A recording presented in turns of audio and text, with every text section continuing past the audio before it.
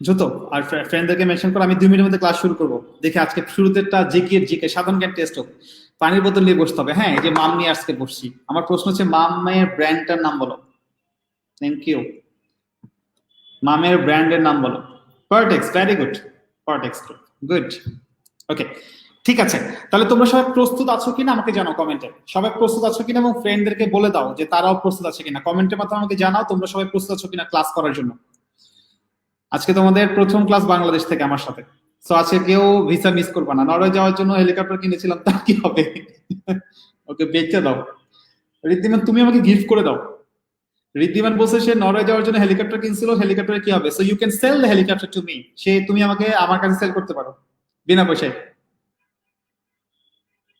ওকে, okay, good good good. Parties group, বাহ, সাধারণ জ্ঞান বলবেন ভালো পারে। Parties group, very good. আচ্ছা, সো লেট আর নয় নরওয়ে আর নয় ইউরোপ, এখন আমাদের নিজের দেশ, প্রাণের দেশ থেকে ক্লাস হবে ইনশাআল্লাহ। শামিম আল মাসুদ, গুড। জি ভাইয়া রেডি? ঠিক আছে, সবাই রেডি? আর ফ্রেন্ডদেরকে মেনশন করে দাও যে ওয়াসি ভাই চলে আসছে। আজকে ভাইয়া সলভ ক্লাস টিপ এবং বাকি ইংলিশ সলভ ক্লাসগুলো আমি কন্টিনিউ করবো। And as usual no late, on time. সেটা নরওয়ে হোক বাংলাদেশ হোক, টাইম ইজ টাইম। ঠিক আছে, সবাই রেডি? প্রস্তুত হচ্ছি, শুরু করছি আমি।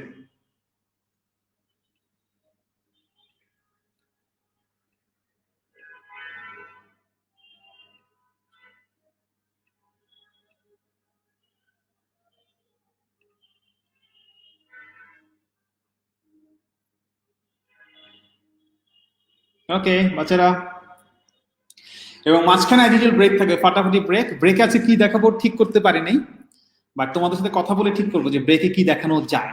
ঠিক আছে, তোমরা আমাকে বললো যে ভাইয়া ব্রেকে কি দেখানো যায়।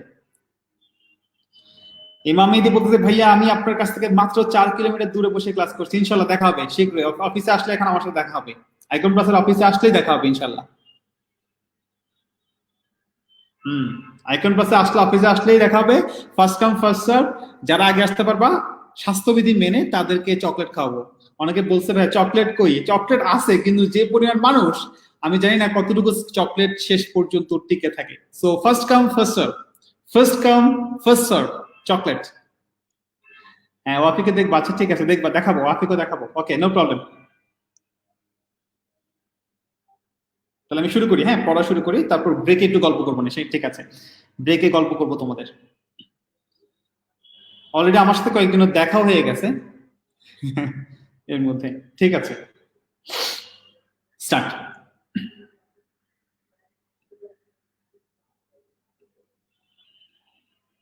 আমি শুরু করলাম। হ্যাঁ বাচ্চারা, আচ্ছা, একটা বার কোয়েশ্চেন আসো লেকচার 10 এর। আচ্ছা, লেকচার 10 এর কোয়েশ্চেন গুলো ব্যাখ্যা করার আগে, লেকচার 10 এর কোয়েশ্চেন গুলো আসলে মূলত 3টা টপিকস আলোচনা করা হয়েছে লেকচার 10 এ। প্রথমত হচ্ছে তোমাদের এমবেডেড কোয়েশ্চেন, ব্যাক কোয়েশ্চন নিয়ে আলোচনা করা হয়েছে। দ্বিতীয়ত নমিনাল দ্যাট ক্লজ নিয়ে আলোচনা করা হয়েছে। তৃতীয়ত সেন্টেন্স স্ট্রাকচার নিয়ে আলোচনা করা হয়েছে। আমি আবার বলছি, লেকচার 10 এ আমরা মূলত 3টা জিনিসকে ফোকাস করেছি। প্রথমত সেন্টেন্স স্ট্রাকচার, তারপর আমরা ফোকাস করেছি এমবেডেড কোয়েশ্চন, এবং এরপর আমরা ফোকাস করেছি হচ্ছে নমিনাল দ্যাট ক্লজ। ঠিক আছে, আসো পড়াশোনায় শুরু করি, তারপর আবার আড্ডা দেওয়া হবে ব্রেকে। সো 10 নম্বর লেকচার সেটা আবারও বলছি, আমরা আলোচনা করেছিলাম সেন্টেন্স স্ট্রাকচার, আমরা আলোচনা করেছিলাম নমিনাল দ্যাট ক্লজ, আমরা আলোচনা করেছিলাম এমবেডেড কোয়েশ্চেন। বাট তোমাদের সুবিধার্থে যেহেতু জিনিসটা একটু ডিফিকাল্ট, আমি আবার একটু আলোচনা করব। ঠিক আছে, আজকের যে প্রথম যে এমসিকিউ গুলো আছে, ম্যাক্সিমাম এমসিকিউ হচ্ছে নমিনাল দ্যাট ক্লজ থেকে এবং এমবেডেড কোয়েশ্চেন থেকে। সো আমি embedded question, nominal that clause আলোচনা করব, এবং সেন্টেন্স স্ট্রাকচার নিয়ে আমি আগামী কালের ক্লাসে আলোচনা করব, যেখানে বাকি এমসিকিউ গুলো আমরা সলভ করব। ঠিক আছে, তাহলে আসো শুরুতে আমি তোমাদের কাছে যে প্রশ্নটা করবো, যেমন এখানে 1 নম্বর যে কোয়েশ্চেনটা, এটা হচ্ছে এমবেডেড কোয়েশ্চেন। এটা হচ্ছে এমবেডেড কোয়েশ্চেন। এখন প্রশ্ন হচ্ছে এমবেডেড কোয়েশ্চেন কি? প্রশ্ন হচ্ছে এমবেডেড কোয়েশ্চেন কি? একদম সহজে মনে রাখার জন্য তোমাদেরকে আমি একটা টিপস শিখাই দিই। এমবেডেড কোয়েশ্চেন মানে হচ্ছে, তোমরা লিখে রাখো, এমবেড কোয়েশ্চেন মানে হচ্ছে বাড়তি কথা যুক্ত ডাব্লিউএইচ কোয়েশ্চেন। লেকচার শিটে আছে, আমি যে কথাগুলো বলবো লেকচার শিটে আছে, তোমরা ইচ্ছে করলে লেকচার শিটের সাথে মিলিয়ে দেখতে পারো, অথবা নতুন করে লিখতে পারো। এমবেড কোয়েশ্চেন মানে হলো বাড়তি কথা যুক্ত WH question. I repeat, embed question মানে হলো বাড়তি কথা যুক্ত ডাব্লিউএইচ কোয়েশ্চেন। লিখো, লেকচার শিটে আছে 10টা আমার লেকচার, আবার লিখো আমার সাথে। এমবেড কোয়েশ্চেন মানে হলো বাড়তি কথা যুক্ত ডাব্লিউএইচ কোয়েশ্চেন। আচ্ছা, এখন প্রশ্ন হচ্ছে ভাই এখানে বাড়তি কথা যুক্ত ডাব্লিউএইচ কোয়েশ্চেন মানে কি? আচ্ছা, এটার জন্য লিখো চেনার সহজ উপায়। লিখো চেনার সহজ উপায়। সহজে তুমি কিভাবে এমবেড কোয়েশ্চেন চিনবা, আমি একটু ফান করবো, ঠিক আছে? তাহলে মনে থাকবে চেনার সহজ উপায়, তুমি কিভাবে খুব সহজে এমবেড কোয়েশ্চেন চিনবা। দেখো, আমরা যখন খুব রেগে যাই, কেউ কারোর সাথে খুব রেগে গেছে, রেগে গিয়ে ঝগড়া করতেছি, বিশেষ করে ছেলেরা এই কাজটা করো, একদম খেপে গেছো, খেপে একদম মানে একটা ভাব, এরকম বলো, এই তুই জানোস আমি কে, বলো না? ছেলেরা ঝগড়া করলে কিন্তু কথাটা বেশি বলে, এই তুই জানোস, এই তুই চিনোস আমি কে, এই তুই আমার চিনোস আমি কে। এরকম যে আমরা যখন খুব রেগে ধরে কমেন্ট করি, তুই জানোস আমি কে, এটা একটা এমবেড কোয়েশ্চেন। লিখে রাখো, চেনার সহজ উপায়, তুই জানোস আমি কে, লিখো, এটাই এমবেড কোয়েশ্চেন। তুই জানোস আমি কে, এটাই হচ্ছে এমবেড কোয়েশ্চেন। আচ্ছা, একটা মিনিট, আমি একটা সেটআপ দিয়ে নিই, just hold on a minute.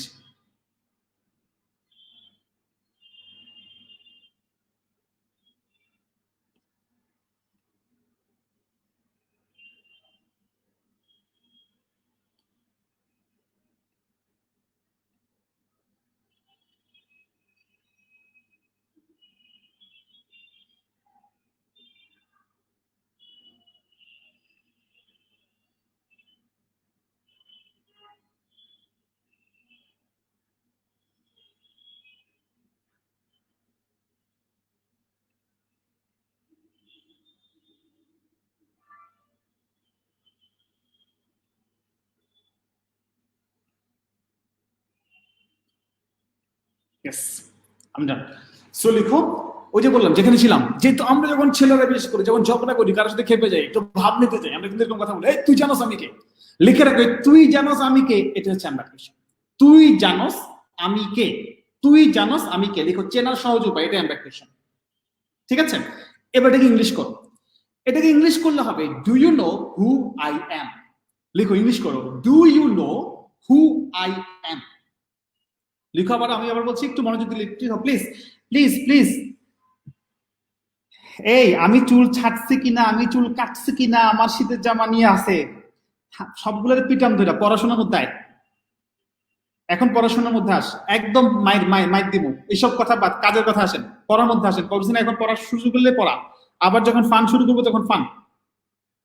হ্যাঁ, ভেরি গুড, আসিয়া, চমৎকার।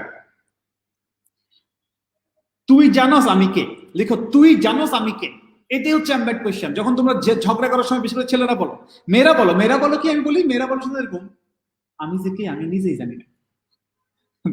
ছেলেরা যখন ঝগড়া করে তখন ছেলেরা বলে কি, তুই জানোস আমি কে, আর মেয়েরা বলে কি, আমি যে কে আমি নিজেই জানি না।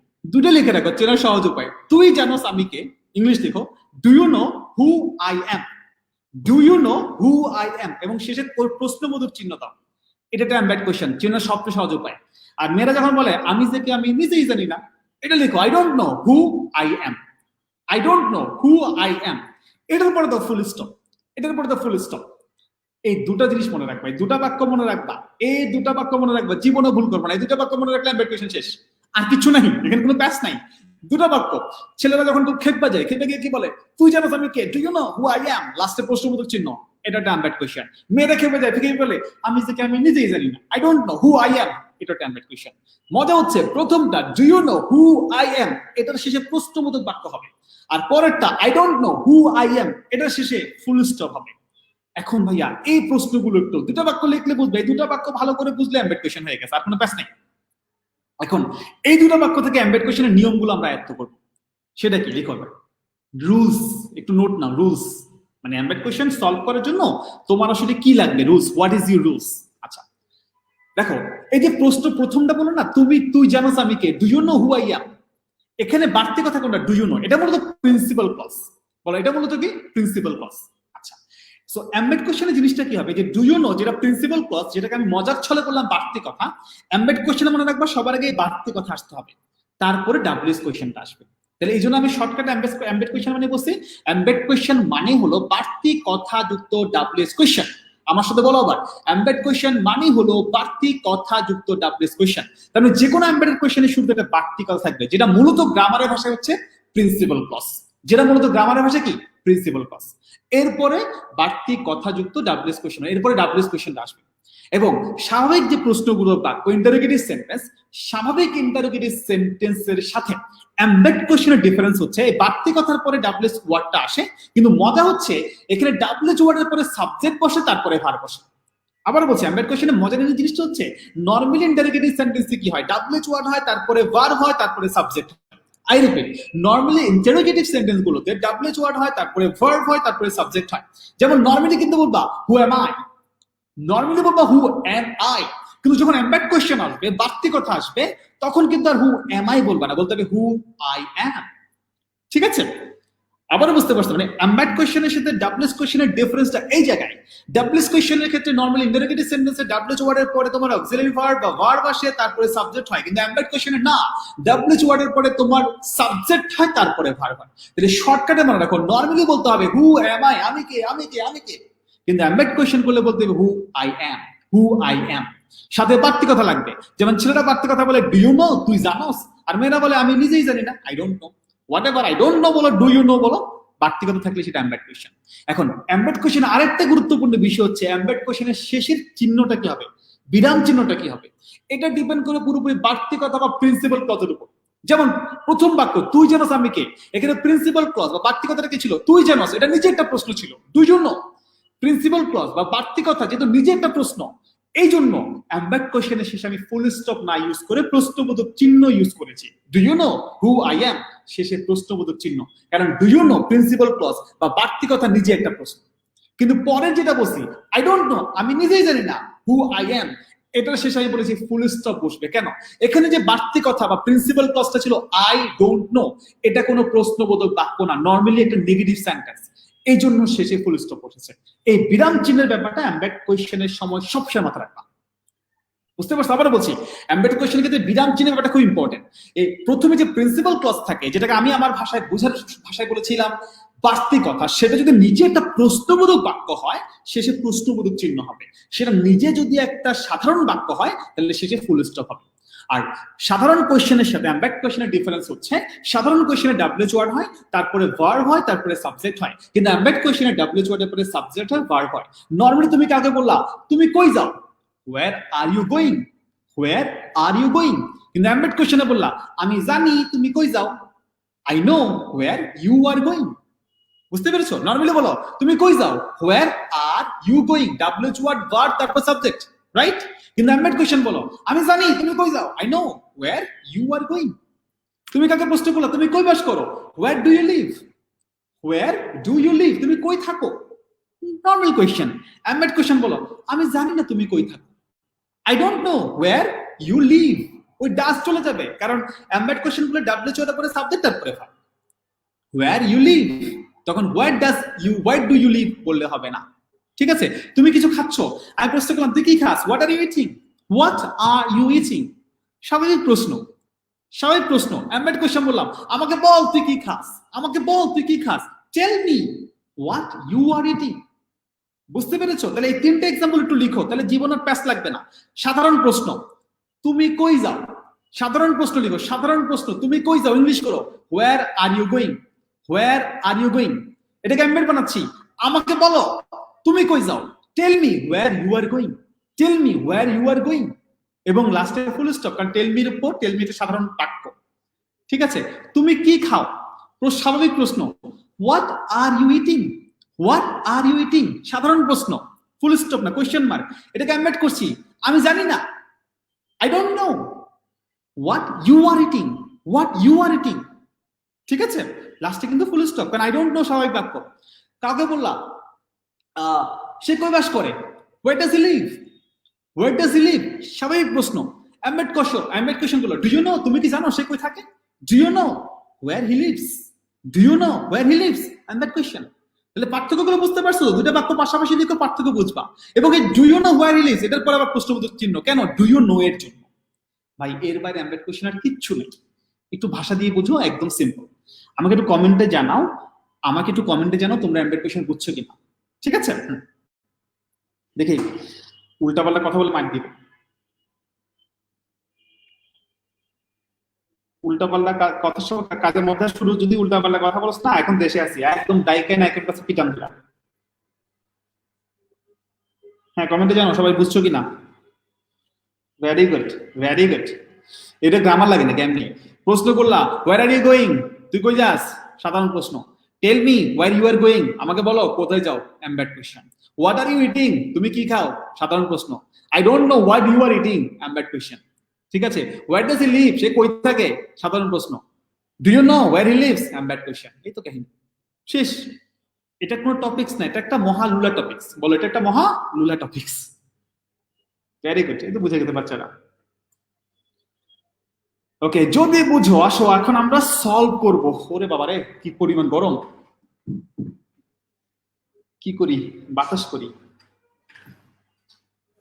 আচ্ছা ঠিক আছে, ওকে ফ্যান চালাচ্ছি না, ফ্যান চালালে হচ্ছে আমাকে সাউন্ড হয়, প্রচুর সাউন্ড হয়। ঠিক আছে, ওকে তাহলে আসো এখন আমরা করি, সলভ করা শুরু করি। দেখো, the type of clothing people wear tells others a lot. এই যে এটা লেখো, the type of clothing people wear tells a lot about. এটাকে লিখো প্রিন্সিপাল ক্লজ। এটাকে এরকম গোল্লা করো, আন্ডা করো, মানে গোল করো, গোল করে লিখো, গোল করে লিখো প্রিন্সিপাল ক্লজ। আমার ভাষায় বাড়তি কথা, আজের কথা, আমি আরো মজা করে বলি, আজের কথা, যে কথা না বললে হুদেই ভাবনে, আজের কথা লেখা রাখো। The type of clothing people wear tells others a lot. এটাকে গোল করে লিখো। আমার ভাষায় লিখো, ওয়াসি ভাইয়ের ভাষায় হচ্ছে এটা আজের কথা, আজের কথা, আকেম্য কথা, বাড়তি কথা। আর গ্রামারের ভাষায় প্রিন্সিপাল ক্লজ। এরকম কোন একটা প্রশ্নের আগে যদি এরকম আজের কথা, বাড়তি কথা যদি আসে, সেটাকে আমরা বলবো এমবেড কোয়েশ্চেন। আর এমবেড কোয়েশ্চেনের মূল স্ট্রাকচারটা কি, তার মানে এই এক নাম্বার প্রশ্নটা ঢাকা ইউনিভার্সিটি সিতে আসছিল 2016 and 17 সেশনে, আইবিএ তে আসছিল ঢাকা বিশ্ববিদ্যালয়ের 1999 সালে। আইবিএ তো আসছে, সিতেও আসছিল কোয়েশ্চেনটা, তাহলে বুঝতে পারো। ঠিক আছে, সো যেহেতু একটা বাড়তি কথা যুক্ত WH question, so it's embedded question. ঠিক আছে, সো এখন এমবেড কোয়েশ্চেন, বাড়তি কথা চলে আসছে, আজের কথা চলে আসছে। এরপরে কি হবে, এরপরে ডাব্লিউএইচ ওয়ার্ড হবে, তারপরে সাবজেক্ট হবে, তারপরে ভার্ব হবে। যেহেতু এমবেড কোয়েশ্চেন, বাড়তি কথা বা আজের কথার পরে কি হবে, ডাব্লিউএইচ ওয়ার্ড হবে, তারপরে সাবজেক্ট হবে, তারপরে ফ্রেজ হবে। So go to find WH word খুঁজো, হোয়াট, আচ্ছা, তারপরে সাবজেক্ট দে আর। আচ্ছা ঠিক আছে, কিন্তু সমস্যা হচ্ছে দেখো এখানে বাক্যটাতে কাকে ইন্ডিকেট করছে, বসে কাপড় দেখে বোঝা যায়, কাপড় দেখে বোঝা যায় তারা কার। আগের এখনকার যুগে কাপড় দেখে বোঝা যায় না, কিন্তু আগেরকার যুগে কিন্তু কাপড় দেখে মানুষ চেনা যেত। মনে করে যারা বৌদ্ধ ধর্মের মানুষ তারা একরকম ড্রেস পরে, যারা হিন্দু ধর্মের মানুষ তারা একরকম ড্রেস পরে, যেমন ধুতি পাঞ্জাবি পরে, বৌদ্ধরা একটা থান কাপড় টাইপের পরে, মুসলিমরা তোমার পাঞ্জাবি টুপি পরে, আবার যেমন ধরো তোমার খ্রিস্টিয়ানরা একরকম ড্রেস পরে। ঠিক না, সো ড্রেস দেখে, পোশাক দেখে বোঝা যায় কে কোন ধরনের লোক। সো আসলে এখানে কাদেরকে নির্দেশ করছে, মানুষকে নির্দেশ করছে।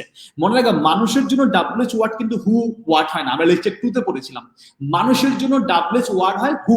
সো এখানে এমবেড কোয়েশ্চেন ঠিক আছে, বাট ডাব্লিউএইচ ওয়ার্ডটা পারফেক্টলি সিলেক্ট করতে হবে। সো হোয়াট যেখানে যেখানে আছে বাদ দিয়ে দাও, এ নাম্বার হবে না, কারণ মানুষ পোশাক থেকে বোঝা যায় এই মানুষগুলোকে। আমরা সাদা ধুতি পাঞ্জাবি পরলে মনে করি সেটা হিন্দু।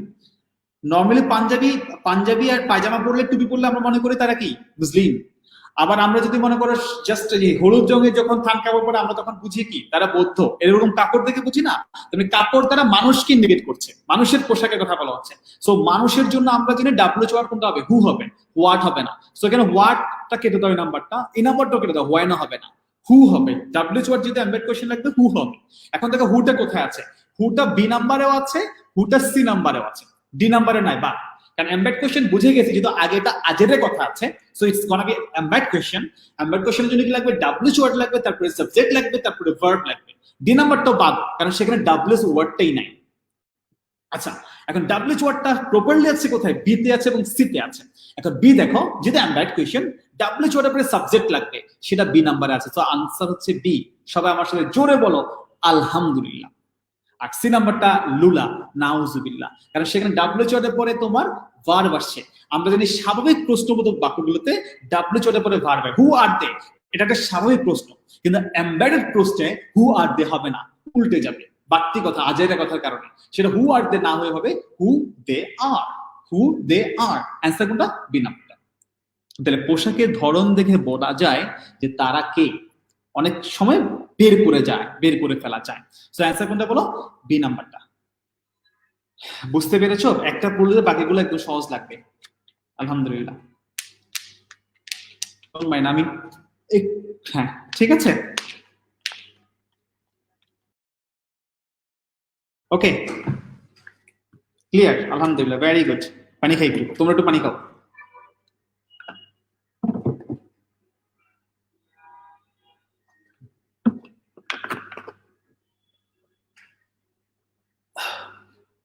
এবং বাচ্চারা দেখো একটা জিনিস খেয়াল করো, এখানে এই এমব্যাট কোশ্চেনের শেষে কিন্তু ফুল স্টপ বসছে। কেন ফুল স্টপ বসছে?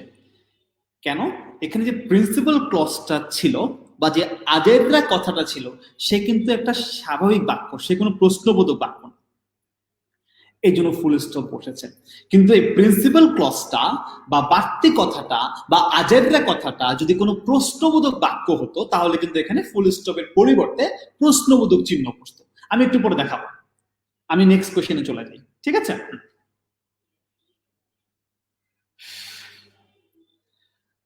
2 নম্বরটা আসো, আই ডোন্ট রিমেম্বার, আমার মনে পড়ছে না, what ever, what is her name. দেখো হোয়াট ইজ হার নেম, এটা কিন্তু একটা প্রশ্ন, তার মানে এটা প্রশ্নবোধক বাক্য। কিন্তু মজা হচ্ছে প্রশ্নবোধক বাক্যের আগে একটা আজেররা কথা চলে আসছে। I don't remember K under করো, মানে গোল করো, গোল করলে তো আজেররা কথা, এটা আমার ভাষা, আবার অনেকে ভুল বুঝবে, গ্রামারের ভাষা এটা প্রিন্সিপাল ক্লজ।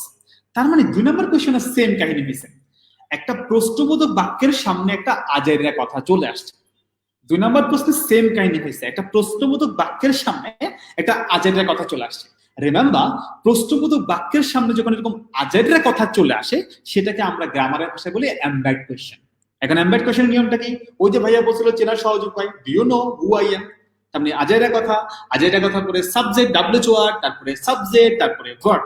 তাহলে যেহেতু এটা স্বাভাবিক প্রশ্ন না, এমব্যাট কোয়েশ্চেন, আজেররা কথা যদি পেয়ে গেছি, চিনে গেছো আজেররা কথা দিয়ে, এমব্যাট কোয়েশ্চেন, এখন তোমার এটার পরে কি লাগবে? ডাব্লিউ ওয়ার্ড লাগবে, তারপরে সাবজেক্ট লাগবে, তারপরে ভার্ব লাগবে।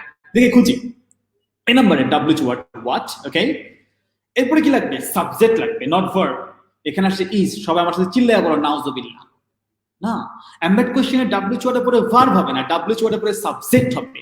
সো এই নাম্বারটা বাদ, লুলা। বি নাম্বারটা, হার নেম ইজ হোয়াট, নাউজুবিল্লাহ স্কয়ার, ইন্নালিল্লাহ, এটা ইন্নালিল্লাহ, এটা হয়ই নাই। এমবেড কোশ্চেন আমরা বলছি আজেরা কথার পরে ডাব্লিউ ওয়ার্ড, এখানে ডাব্লিউ ওয়ার্ডের শেষে নিয়ে গেছে, হবে না। সি নাম্বারটা what, okay, W word, her name, subject, is verb. সবাই চিল্লায় বলো আলহামদুলিল্লাহ, ইয়েস, সি নাম্বারটা ঠিক আছে।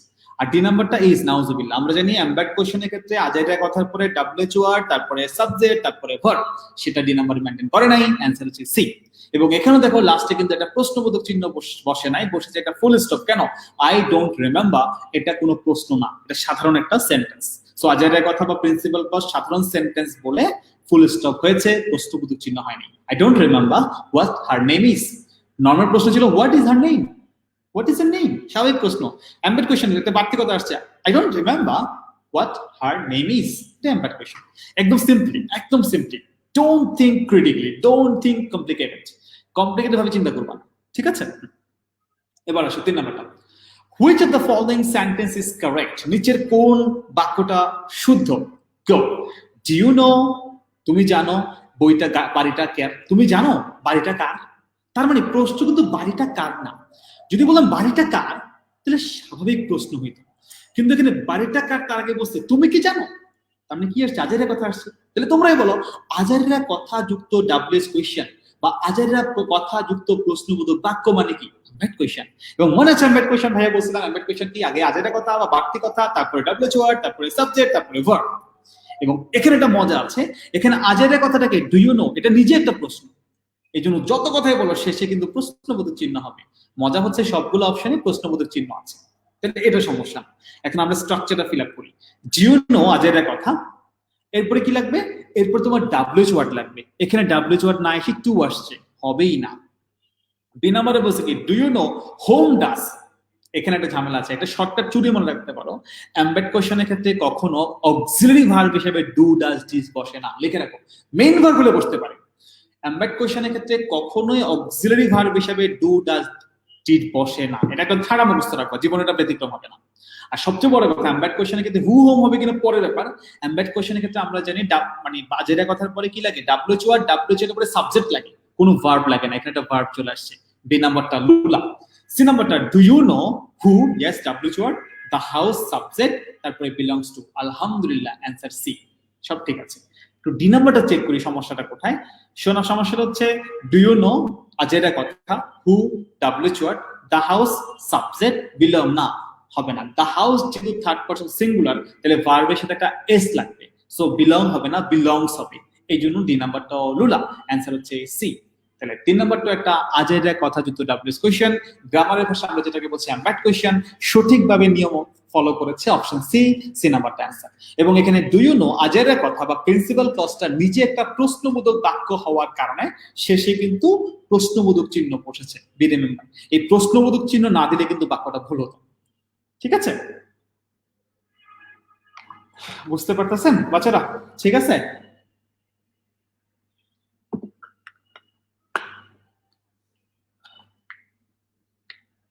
ওকে, ক্লিয়ার সবাই? Thank you. নেক্সট কোয়েশ্চেন,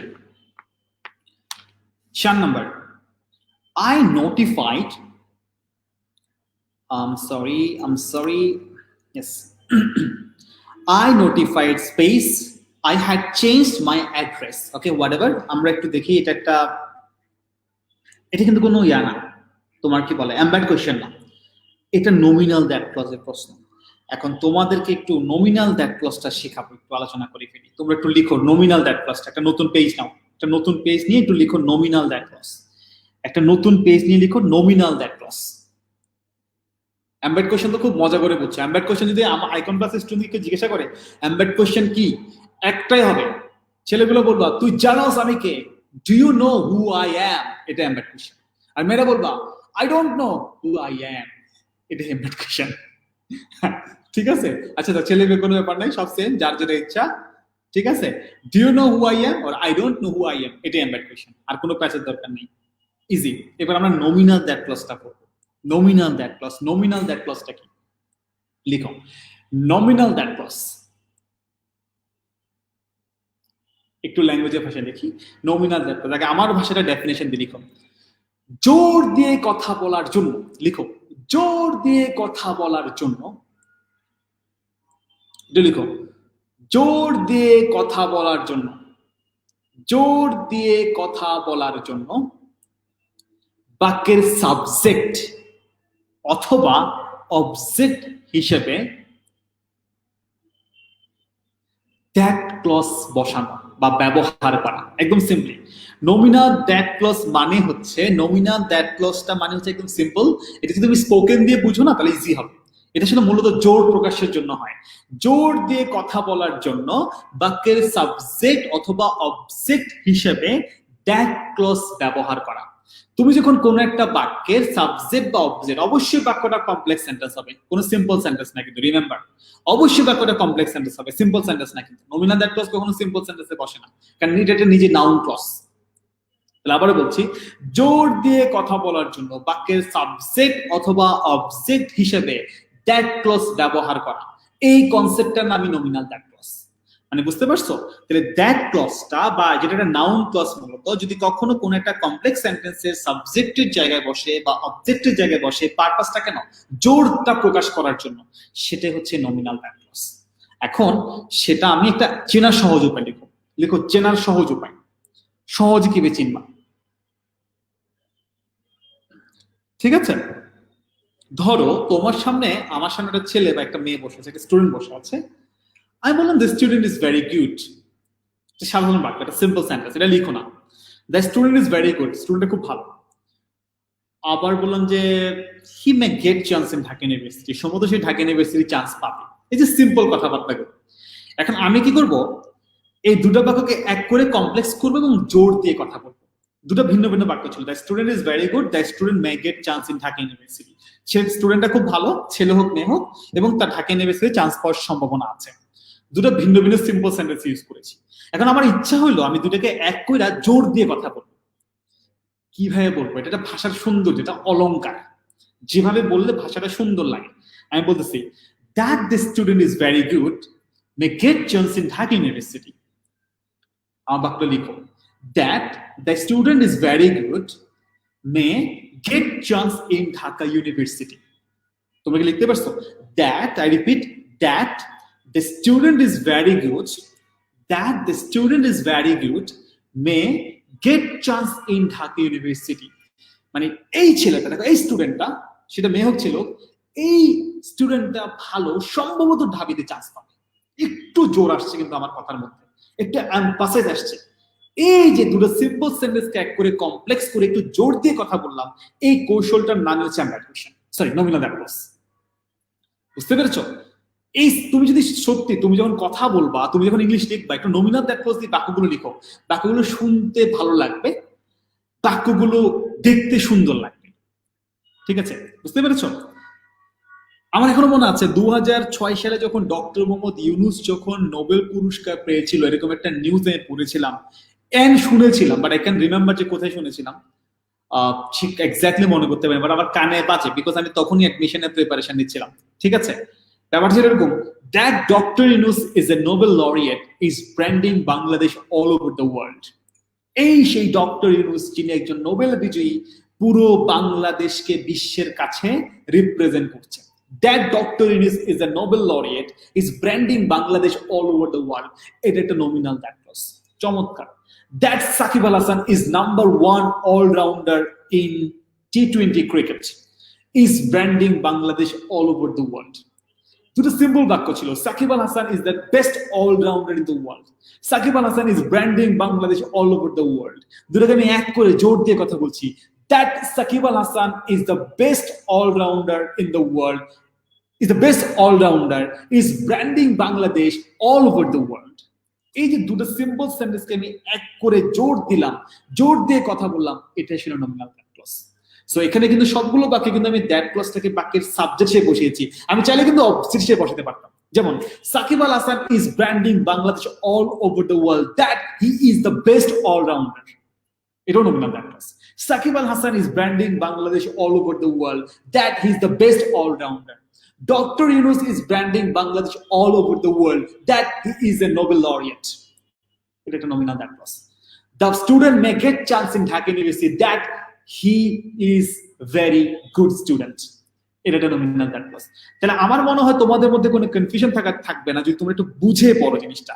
একদম সিম্পল, নমিনাল দ্যাট ক্লজ কিছুই না, এটা হচ্ছে দুটো সিম্পল সেন্টেন্সকে আমি এক করব, এক করে একটু জোর দিব, জোর দিয়ে এটা কমপ্লেক্স সেন্টেন্স বানাবো। আর এই জোরটা প্রকাশ পাওয়ার জন্য একটা দ্যাট ক্লজ ব্যবহার করবো। আইদার দ্যাট ক্লজটা বাক্যের সাবজেক্ট হিসেবে বসবে, অথবা দ্যাট ক্লজটা বাক্যের অবজেক্ট হিসেবে বসবে। আইদার দ্যাট ক্লজটা বাক্যের সাবজেক্ট হিসেবে বসবে, অথবা দ্যাট ক্লজটা বাক্যের অবজেক্ট হিসেবে বসবে। 90% ক্ষেত্রে আমরা দ্যাট ক্লজটা বাক্যের সাবজেক্ট হিসেবে বসাই, অবজেক্ট হিসেবে বসতে পারি, সমস্যা নেই। আচ্ছা, এখন ভাইয়া এখানে গ্রামারের টিপসটা কি, ভর্তি পরীক্ষার প্রশ্ন আসলে কোন জায়গা থেকে আসবে, ওই জায়গাটা একটু নোট করো।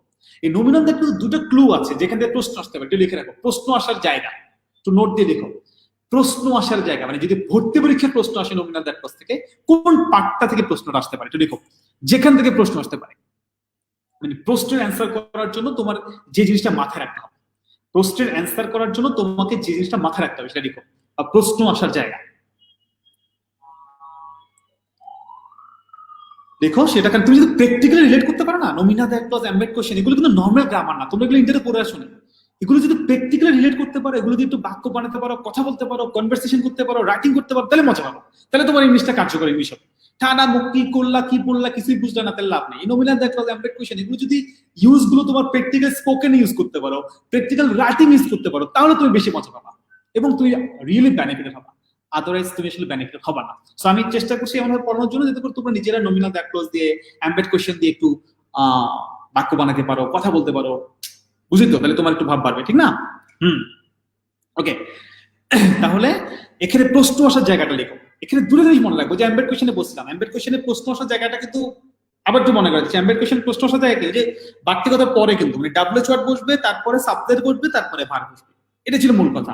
আর লাস্টে প্রশ্নবোধক চিহ্ন হবে না, ফুল স্টপ হবে, এটা একটু কেয়ারফুলি থাকতে হবে। ওটা ছিল প্রশ্ন আসার জায়গা এমবেড কোশ্চেনে। আর নমিনাল দ্যাট ক্লজে প্রশ্ন আসার জায়গা লিখে রাখো, নাম্বার 1, এক্ষেত্রে সবসময় দ্যাটের পরে সাবজেক্ট হবে, লিখে রাখো। এক্ষেত্রে সবসময় দ্যাটের পরে সাবজেক্ট বসবে, মানে যত কথাই বলো নমিনাল দ্যাটের পরে অবশ্যই একটা সাবজেক্ট বসবে। সাবজেক্ট কখনো ভার্ব বসবে না, অন্য কিছু বসবে না। নমিনাল দ্যাটের পরে সবসময় একটা সাবজেক্ট লাগবে।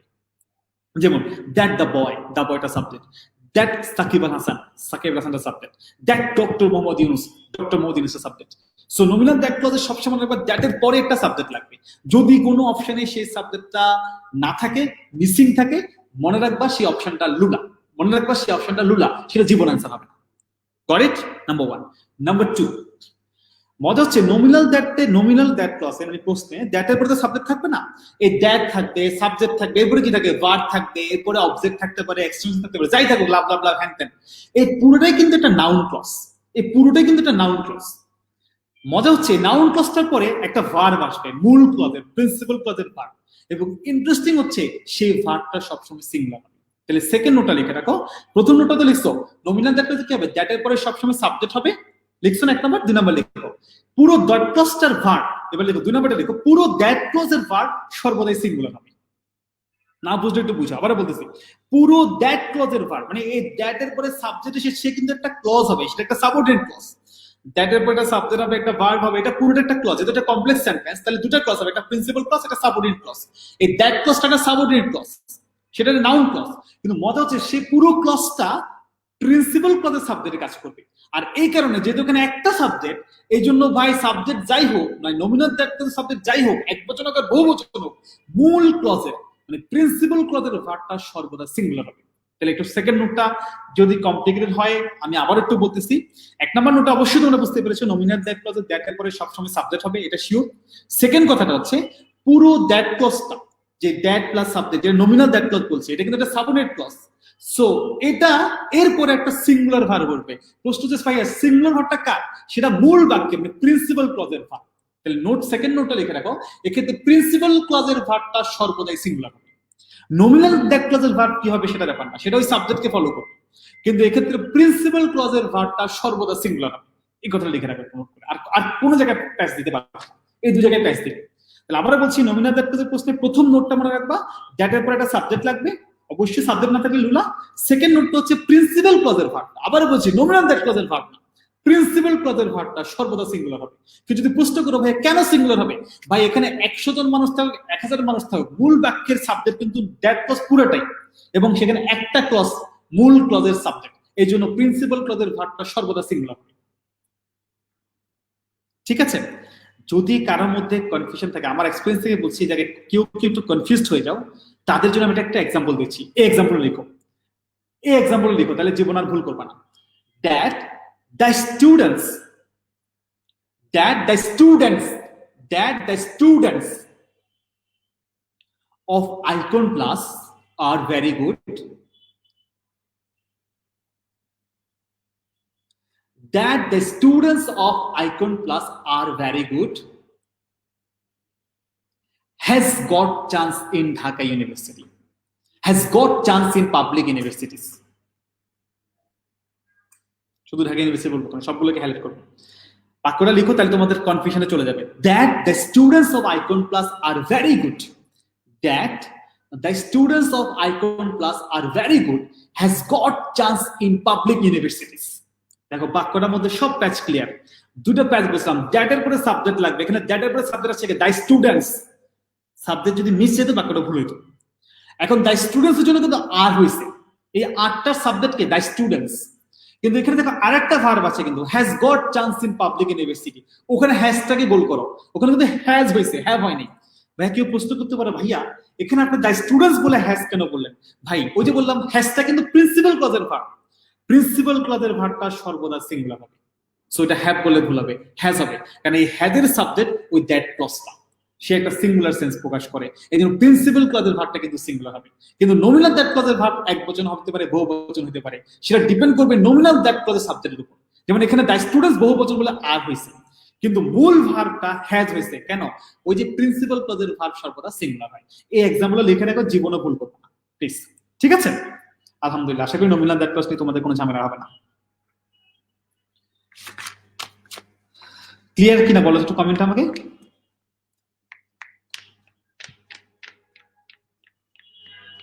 ইয়েস, আমার মনে হয় এখানে একদিন বাক্য লিখেছো, বাক্যটা ঠিক আছে। ইয়েস,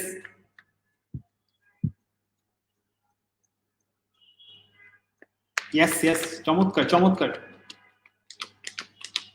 এই তো বাচ্চারা বুঝে গেছে।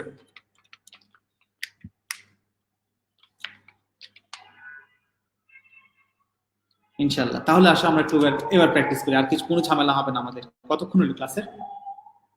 45 মিনিট হয়ে গেছে না? ওকে, 4 নাম্বারটা আসো। আই নোটিফাইড, এটা একটা নমিনাল দ্যাট ক্লজের প্রশ্ন। প্লিজ তোমরা যদি রিয়েলি তোমরা যদি বুঝে সলভ করো জিনিসগুলো, যদি ল্যাঙ্গুয়েজ আকারে চিন্তা করো, it's very simple, it's part of language. Nominal that clause embed question, আমার মনে হয় জীবনে ভুল করবে না। কিন্তু এটাকে ল্যাঙ্গুয়েজ চিন্তা না করে যদি কেউ এটাকে গ্রামারের রুলস চিন্তা করো, তাহলে ক্রিটিক্যাল হয়ে যাবে জিনিসটা। দরকার নেই, তোমরা ল্যাঙ্গুয়েজ দিয়ে এমনি পারবা, যদি কয়েকটা বাক্য প্র্যাকটিস করো, জাস্ট কয়েকটা বাক্য প্র্যাকটিস করলে তুমি এমনি পারবা। আমি তোমাকে বললাম, আশ্বস্ত করতেছি, ঠিক আছে? এবং এই টপিকসগুলো এভাবেই পড়া উচিত। ওকে, আই নোটিফাইড, আমি লক্ষ্য করেছিলাম, উইথ হবে না, নোটিফাই এর সাথে কখনো প্রিপোজিশন হয় না, এটা একদম ঠাডা মুখস্থ। নোটিফাই, ডিসকাস এগুলোর সাথে প্রিপোজিশন হয় না। এই নাম্বারটা বাদ। Notify, I notified the bank, I notified the boy, এখানে কোনো প্রিপোজিশন হবে না, ইন্ট্রানজিটিভ ভার্ব, ঠিক আছে? এই নাম্বারটা আগেই বাদ। B number, I notified the bank, আমি ব্যাংকে জানিয়েছিলাম দ্যাট, যে একটু জোর দিচ্ছি, ইয়েস, এটা একটা নমিনাল দ্যাট ক্লজ এবং অবজেক্ট হিসেবে কাজ করছে। এবং দেখো দ্যাটের পরে সাবজেক্ট আছে আই হ্যাড চেঞ্জ, বি নাম্বারটা অ্যান্সার লিখে রাখতে পারো। এটা একটা নমিনাল দ্যাট ক্লজের প্রশ্ন, হালকা জোর দিয়ে কথাটা বলা হচ্ছে, এই জন্য দ্যাটটা ইউজ করা হয়েছে। এবং নমিনাল দ্যাট যে কনসেপ্টটা ছিল দ্যাটের পরে সাবজেক্ট লাগবে, সেটাও কিন্তু আছে, দেখো আই। সো বি নাম্বারটা অ্যান্সার, ঠিক আছে? আর সি নাম্বারটা তো হচ্ছে না, কারণ এখানে অবজেক্টটা মিসিং, প্রিন্সিপাল ক্লজের অবজেক্টটা মিসিং। এখানে একটা প্রিন্সিপাল ক্লজের অবজেক্ট দরকার ছিল বা কমপ্লিমেন্ট দরকার ছিল, অর্থটা আসে নাই, ওই টু হবে না। বলছিলাম নোটিফাই এর পরে কখনো কোনো প্রিপোজিশন বসবে না, ঠাড়া মুখস্থ, নোটিফাই এর পরে কখনো প্রিপোজিশন বসবে না। সো এখানে অ্যান্সার কোনটা বলো? বি নাম্বারটা। আচ্ছা, 5 নম্বর কোশ্চেন আসো। Bangladesh has many new growth sectors, বাংলাদেশের অনেকগুলো সেক্টর আছে যেগুলো খুব গ্রোয়িং করছে, আমরা সবাই জানি, পোটেনশিয়ালিটি আছে আমাদের। Foreign investors are coming here in a great numbers, প্রচুর এফডি আসতেছে বাংলাদেশে, প্রচুর বিদেশি বিনিয়োগ আসতেছে, এটা একটা ভোকাবুলারি প্রশ্ন। 5 নাম্বারটা একটা ভোকাবুলারি প্রশ্ন, এটা গ্রামার দিয়ে প্রশ্ন করতে যায় না, সলভ করতে যায় না, গ্রামার দিয়ে সলভ করতে গেলেই ঝামেলা করবে, গ্রামার দিয়ে সলভ করতে যায় না। বাংলাদেশে মানে এখানে বলতেছে বাংলাদেশে প্রচুর বিদেশি বিনিয়োগ আসছে, কারণ বাংলাদেশে অনেকগুলো গ্রোয়িং সেক্টর রয়েছে। বাক্যটা একদম পুরো ভোকাবুলারি, আমার সাথে বলো, বাংলাদেশে প্রচুর বিদেশি বিনিয়োগ আসতেছে কারণ বাংলাদেশে অনেকগুলো গ্রোয়িং সেক্টর আছে, কারণ। আর কারণ কি ইংলিশে বলতে হয় বিকজ, দেখো তো বিকজ আছে কিনা, আছে। সো এই নাম্বারটা অ্যান্সার, ইটস এ ভোকাবুলারি, সবগুলো লুলা। ভোকেবের কারণে আমরা এই নাম্বারটাকে নিব, এটা একটা পিওর ভোকাবুলারি প্রশ্ন, লিখে রাখো, জাস্ট বাক্যটা বাংলা লিখে রাখো তাহলেই হবে। এভার সিন্স না, কারণ অর্থ সরাসরি আমরা বিকজ পাচ্ছি, বিকজটাই অ্যান্সার, জাস্ট ভোকাবুলারি, এখানে কোনো গ্রামার খুঁজো না, গ্রামার খুঁজতে গেলেই বাবা রে বাবা অসম্ভব রকম বড়।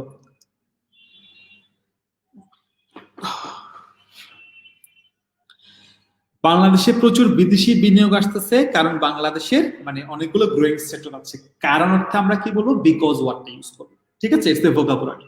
আসলে 6 নাম্বারটা, এটা আমরা অনেকগুলো বলছি, দ্য টিচার, এটা আমি লেকচার 2 এ পড়িয়েছি, শিক্ষক যার শিক্ষার্থীরা, মালিকানা অর্থে একমাত্র ডাব্লিউএইচ ওয়ার্ড বসে হুজ, এটা মনে আছে? এটা আমি লেকচার 2 তে পড়েছিলাম, মালিকানা অর্থে একমাত্র ডাব্লিউএইচ ওয়ার্ড বসে হুজ। সো এটা বি নাম্বারটা। এটা মালিকানা বুঝবে কেমনে? শূন্যস্থানের পরে সরাসরি নাউন আসছে, আমি যেটা বলে দিয়েছিলাম, শূন্যস্থানের পরে সরাসরি নাউন আসছে সবসময় ডাব্লিউএইচ ওয়ার্ডটা হুজই হয়, ঠিক আছে? তুমি এটাকে যদি নমিনাল দ্যাট ক্লজ চিন্তা করো তাও হবে, সমস্যা নেই, কিন্তু এটাকে ক্রিটিক্যালি চিন্তা করার দরকার নেই, এটা আমরা আগে পড়েছিলাম, ঠিক আছে? ফ্যান অন করব, ফ্যান অন করলে সাউন্ড হয়, একটু ব্রেকআপ করবো না, অন করবো না, ঠিক আছে? আচ্ছা, 7 নাম্বার আসো।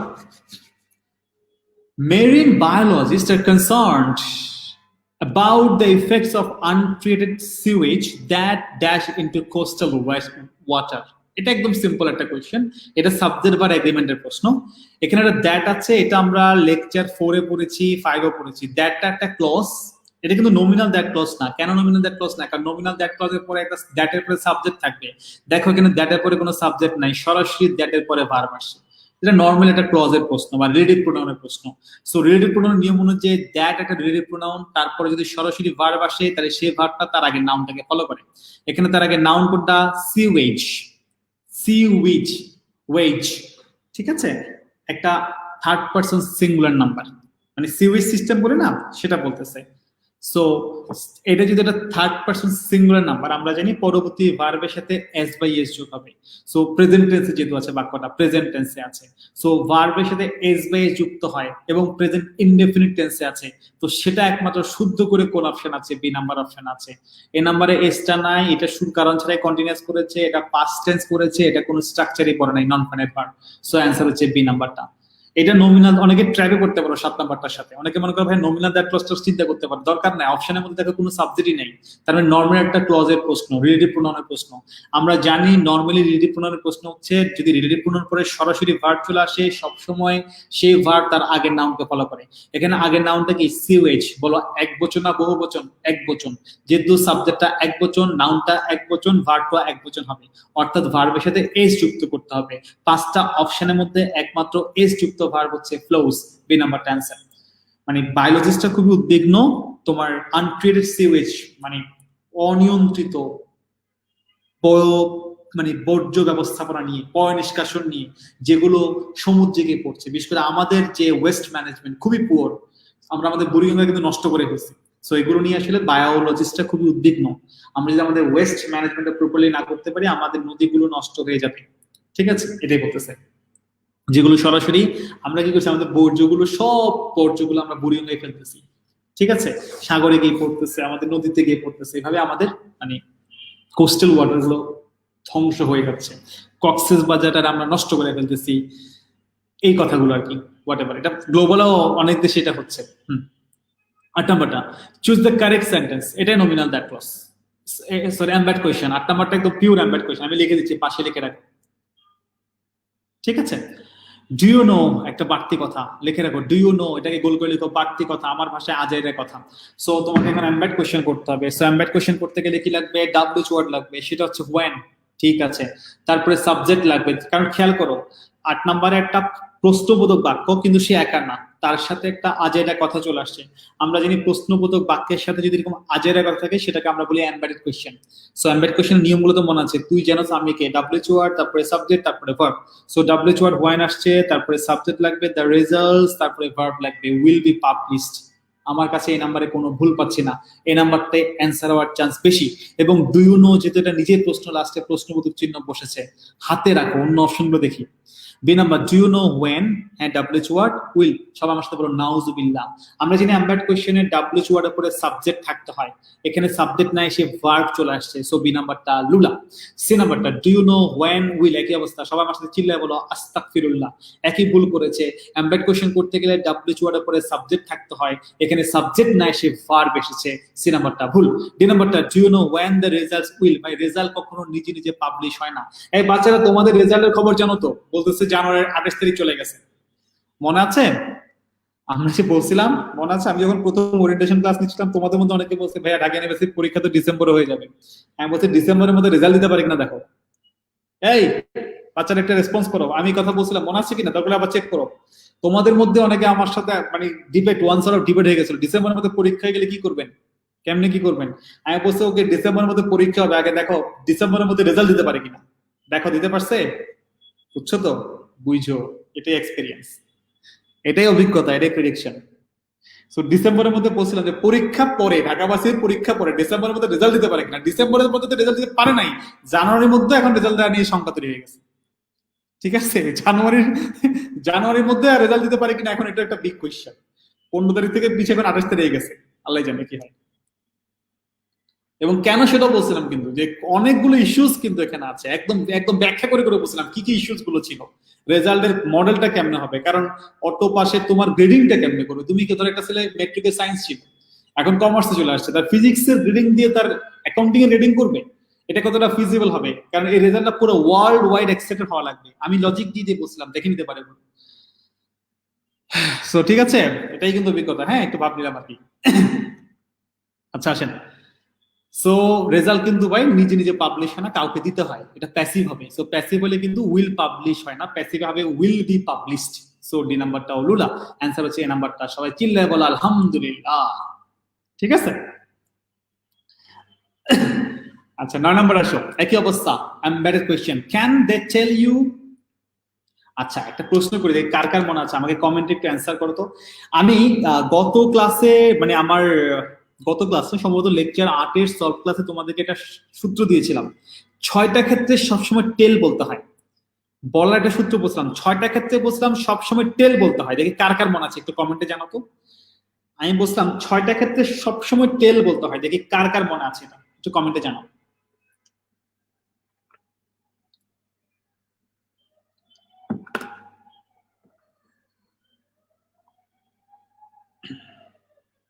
ছয়টা ক্ষেত্রে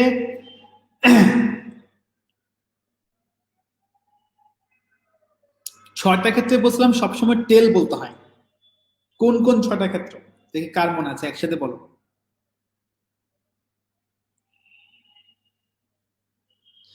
হ্যাঁ, সূচনা বলতেছো সত্য মিথ্যা গোপন কথা, তিনটাই হয়েছে সূচনা, আরো তিনটা ছিল।